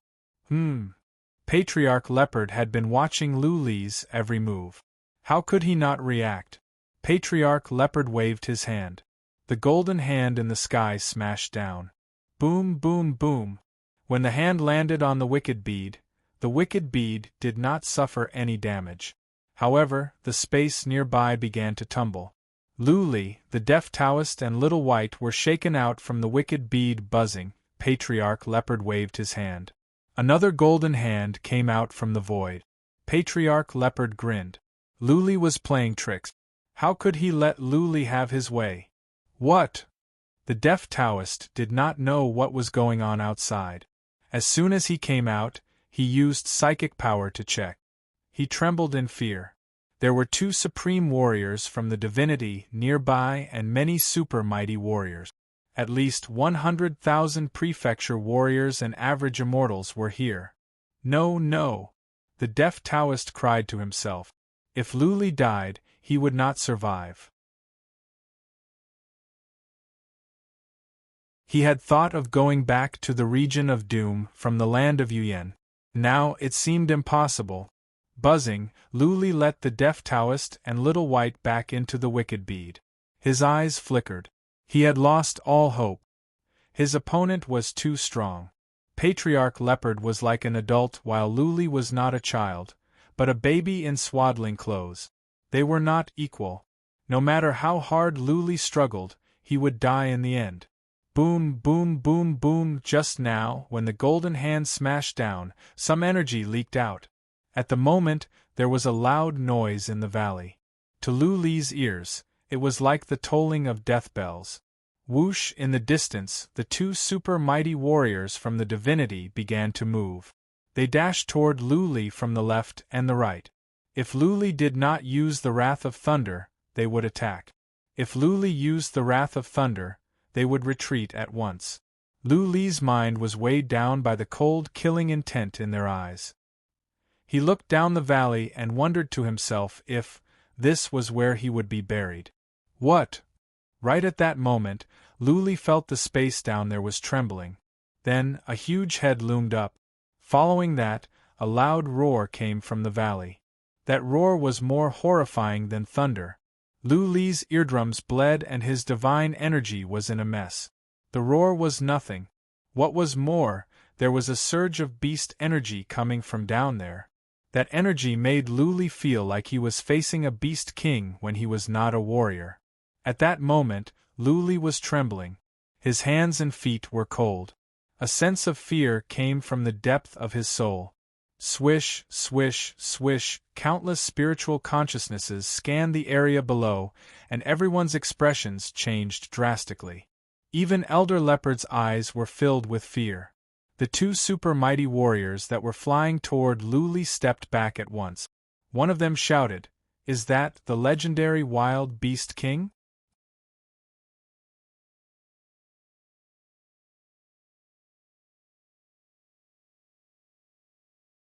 Chapter 1390.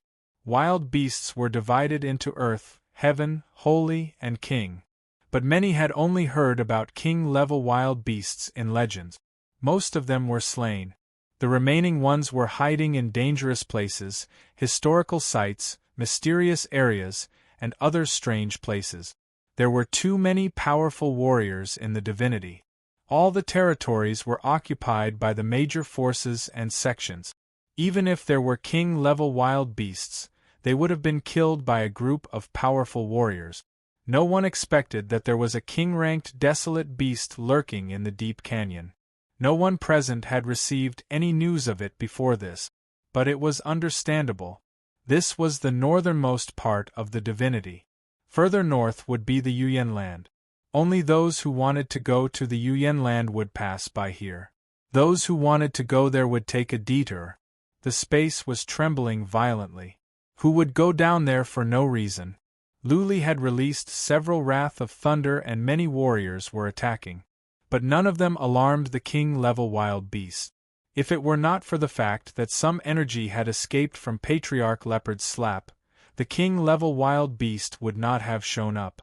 Dead, Luli had lost all hope. The wild beast was right under him. He was enveloped by the energy of the wild beast. His divine energy was messed up. He could not move, not even a finger. Master, this wild beast is strong.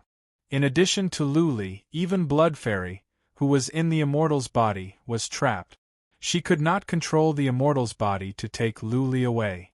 Luli was the first to be killed. If there were wild beasts to kill, he would be the first.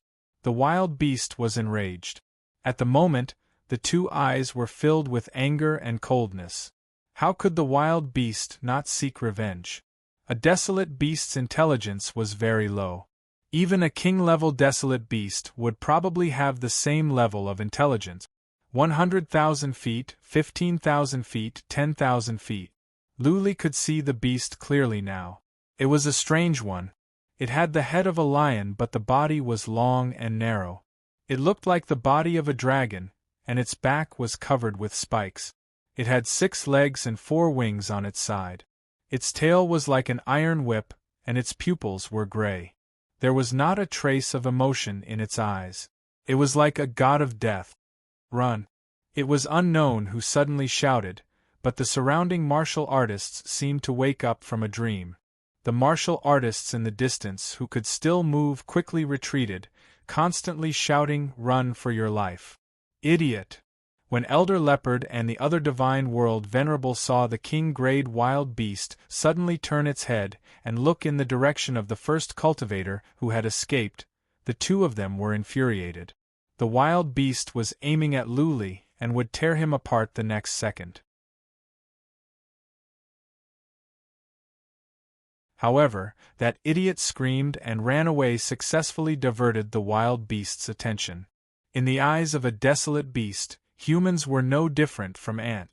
If a person wanted to kill a group of ants, he would definitely kill the one that escaped first, right? All right.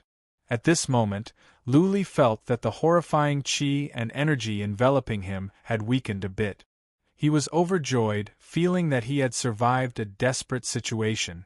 Without any hesitation, the wicked bead glowed and took him and the immortal's body in. The wicked bead glowed and turned into dust. Bang! The wild beast dashed forward and swept the wicked bead with its iron whip-like tail. The wicked bead was smashed away at once. Luli checked the energy of the wicked bead. He was speechless. A random strike from the wild beast had consumed 30% of the energy in the wicked bead. Yak, go and kill Luli. I will deal with this beast. Patriarch Leopard shouted. If the wild beast could not be contained, everyone here today would have to die. Half of the warriors of the Hall of Warfare of the Craftsman's sect were here. If all of them died, then Patriarch Leopard could no longer be the Hall Master. Okay. The other Divinity Supreme Warrior nodded and quietly drifted toward Luli like a fox. Luli was about to teleport away from the valley. He used psychic power to check and noticed another Divinity Warrior was coming. Luli was taken aback. The wicked bead's defense was too weak for a Divinity Warrior. One slap from the wicked bead could shatter it. When Luli and the Deaf Taoist went out, they would be crushed easily. At this moment of life and death, Luli thought quickly. He could not teleport away now. The wicked bead could only teleport 30 miles away. For a Divinity Warrior, 30 miles or 3 miles made no difference. Teleportation was not an option either.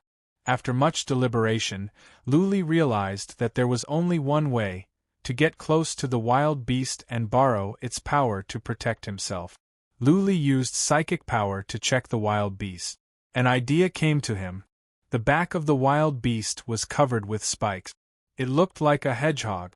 The gaps between the spikes were perfect places for Luli to hide. Buzzing! In a split of a second, Luli made up his mind. The wicked bead glowed and vanished in midair. In the next second, Luli reappeared on the back of the wild beast. If Luli were alone, the wild beasts would be alarmed and kill him at once. But the wicked bead was just a bead without any sense of danger. The wild beast of the king level sensed it but did not mind. Whoosh! Luli flew the wicked bead into the crack. Then, he enlarged the wicked bead and stuck it between two spikes. What? The other Divinity Warrior was a distance away from Luli and Luli was not far away from the wild beast.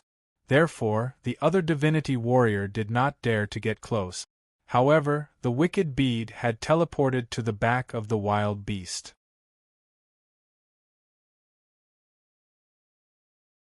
The other Divinity Warrior frowned, not knowing what to do. Patriarch Leopard had made a move.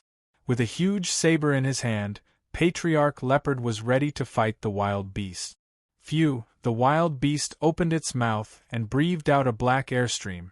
Everywhere the airstream passed by, space trembled and twisted. The black airstream was moving toward Patriarch Leopard like a galaxy. What? Patriarch Leopard was taken aback. No wonder the space in the valley was trembling. It was because of this king-level wild beast. The wild beast might be born with the ability to control space. Patriarch Leopard did not have the courage to enter such a turbulent space. If the wild beast twisted the space, even Patriarch Leopard would be shredded into pieces. Patriarch Leopard had dodged in advance, but some people in front of him did not. The black airstream from the wild beast swept across for more than 3 miles and enveloped the more than 1,000 people. What happened next shocked Patriarch Leopard and the others. The space in the black airstream suddenly twisted violently. Then, the people in the black airstream began to lose their shape and became minced meat. Their armors were torn apart by the force of space. Is this the legendary mythical beast of space? Patriarch Leopard felt lucky that he did not take the attack head-on. Otherwise, even if he could survive, he would be injured or even gravely injured. Bull! Patriarch Leopard remembered the terror of the legendary mythical beast of space. He shouted to the other divinity warrior, "Think of a way to crack the wicked bead and kill Luli. It is not easy for us to kill this mythical beast of space. We will leave as soon as we kill Luli."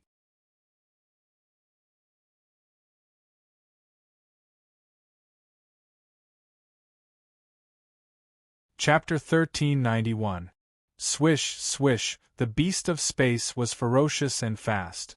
Every time it breathed out a streak of black air, the warrior would be shredded into pieces by the force of space. Patriarch Leopard and the other divinity supreme warrior were engaged. For the first time, Luli witnessed the power of divinity supreme warriors. Patriarch Leopard did not use any fancy move. He used the saber in his hand to hack at the beast of space. Every time he swung the saber, Luli felt he was being crushed by heaven and earth. Even though he was in the wicked bead, he could still feel that heaven and earth were collapsing and crushing down on the beast of space. With a wave of his hand, heaven and earth were falling down. How horrifying was this force! If Luli were outside, he would have been crushed to death by the pressure. The other divinity supreme warrior's attacks were spectacular. He took out a fan. As he waved the fan, the wind and clouds around him seemed to be guided by him. They dashed toward the beast of space in various colors. It was as if the sky was filled with shooting stars. It was a shocking scene. What shocked Luli even more was the beast of space's defense. While the two divinity supreme warriors were attacking, the beast of space breathed out a stream of black air which surrounded the beast of space and formed a shield. The space outside the shield was constantly twisting and distorting, forming a powerful defense. Even with the powerful attacks of two godly world paragons, they were unable to break through the shield. Good! Luli let out a sigh of relief. He was glad that he had done something very wise. Otherwise, when the two divinity supreme warriors were fighting with all their might, Luli's wrath of God of Thunder would be pointless. They could kill him at the risk of injury. Swish, swish, the beast of space was ferocious. Despite its size, it was fast. The beast of space dashed on like a sharp sword. Every now and then, it would bellow into the sky and spit out the black air. The black gas it spewed out was like the scythe of the Grim Reaper. Be it the ordinary deities, the official army, or the mighty beings of the divine realm, as long as they were enveloped by the black gas, they would eventually be strangled by the powerful space-distorting force. Their bodies would shatter into pieces and blood would splatter everywhere. The abyss above had turned into a purgatory.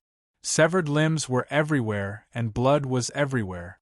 In just a short span of 10 seconds, at least 10,000 people had been killed. What's more, the number was still increasing.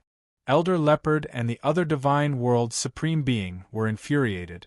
However, this King Grey Dire Beast seemed to be slightly more intelligent than ordinary dire beasts.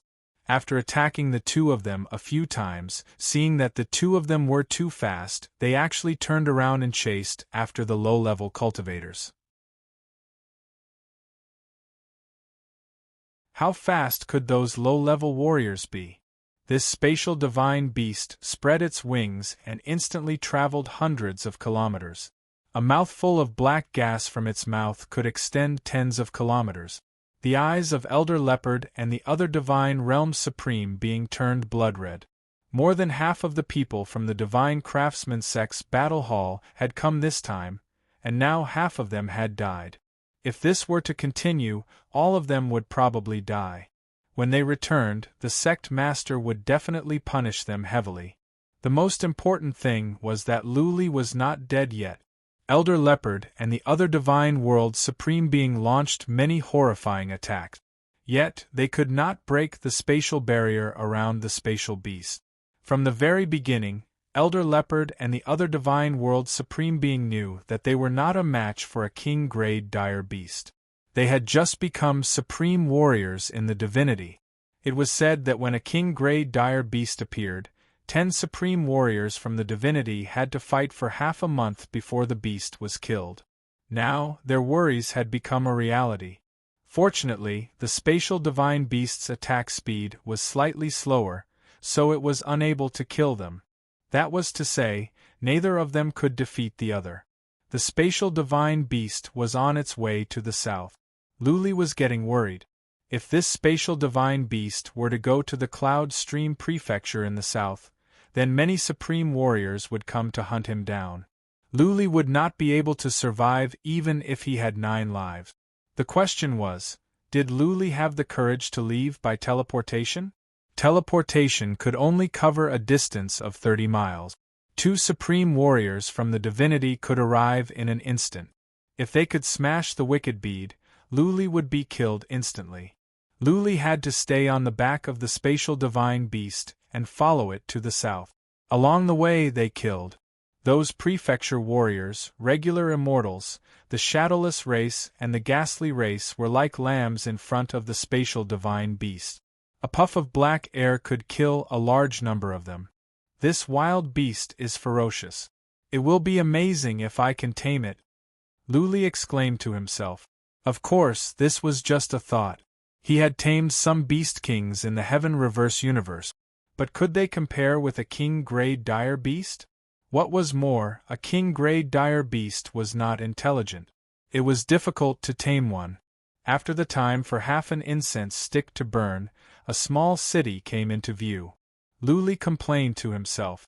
The spatial divine beast must have arrived at the Cloud Stream Prefecture. Oh no! Once the spatial divine beast started a massacre in the city, the news would spread out. Many supreme warriors from the divinity would come. By then, Luli would be doomed for sure. What? The next moment, Luli was delighted. The spatial divine beast stopped outside the city. Then, the spatial divine beast shook its head and went back. This spatial divine beast is quite intelligent, Luli exclaimed to himself. If he could kill warriors of the craftsman's sect, then the craftsman's sect would be his only enemy. If he could slaughter a city, then the entire divinity would be his enemy. Phew, Patriarch Nyo and Patriarch Leopard were relieved. If the spatial divine beast were to charge toward the south, then many innocent people would be killed. Patriarch Leopard and Patriarch Nyo would be guilty. Go! Patriarch Leopard and Patriarch Leopard could not defeat the spatial divine beast, but they would not give up. It was one thing to kill the spatial divine beast, but Luli had to. Patriarch Leopard and Patriarch Leopard could not kill Luli after so many had died. Patriarch Leopard and Patriarch Leopard would be too ashamed to go back to their master. Both of them were fast, even faster than the spatial divine beast. Along the way, they kept attacking, trying to crack the shield of the spatial divine beast and kill Luli. However, the shield was like a turtle shell. They had been attacking for a long time, but the shield didn't even tremble, let alone crack it. A shield made from the origin energy of space is powerful, Patriarch Leopard exclaimed. Only the most powerful supreme warriors of the craftsman's sect could kill the spatial divine beast. Patriarch Leopard and Patriarch Nyo were not strong enough. Follow them. Master, please send more powerful warriors over. Patriarch Leopard made up his mind to follow the spatial divine beast. He could not give Luli any chance to run away. Many people and resources had been used to hunt down Luli. Many had died. If Luli could escape to the land of Yuyan, Patriarch Leopard would lose his position as the Hall Master. Buzzing, Patriarch Leopard took out his token and sent a message back to the craftsman's sect. He told them about the situation and asked them to send more powerful Supreme Warriors to help. The spatial divine beast had arrived at the deep abyss. Instead of attacking Patriarch Leopard and Patriarch Nyo, it dashed into the deep abyss and vanished. Go! You're tuning in to the Phoenix Knights YouTube channel. Don't forget to subscribe and join us on this journey to catch the most captivating stories.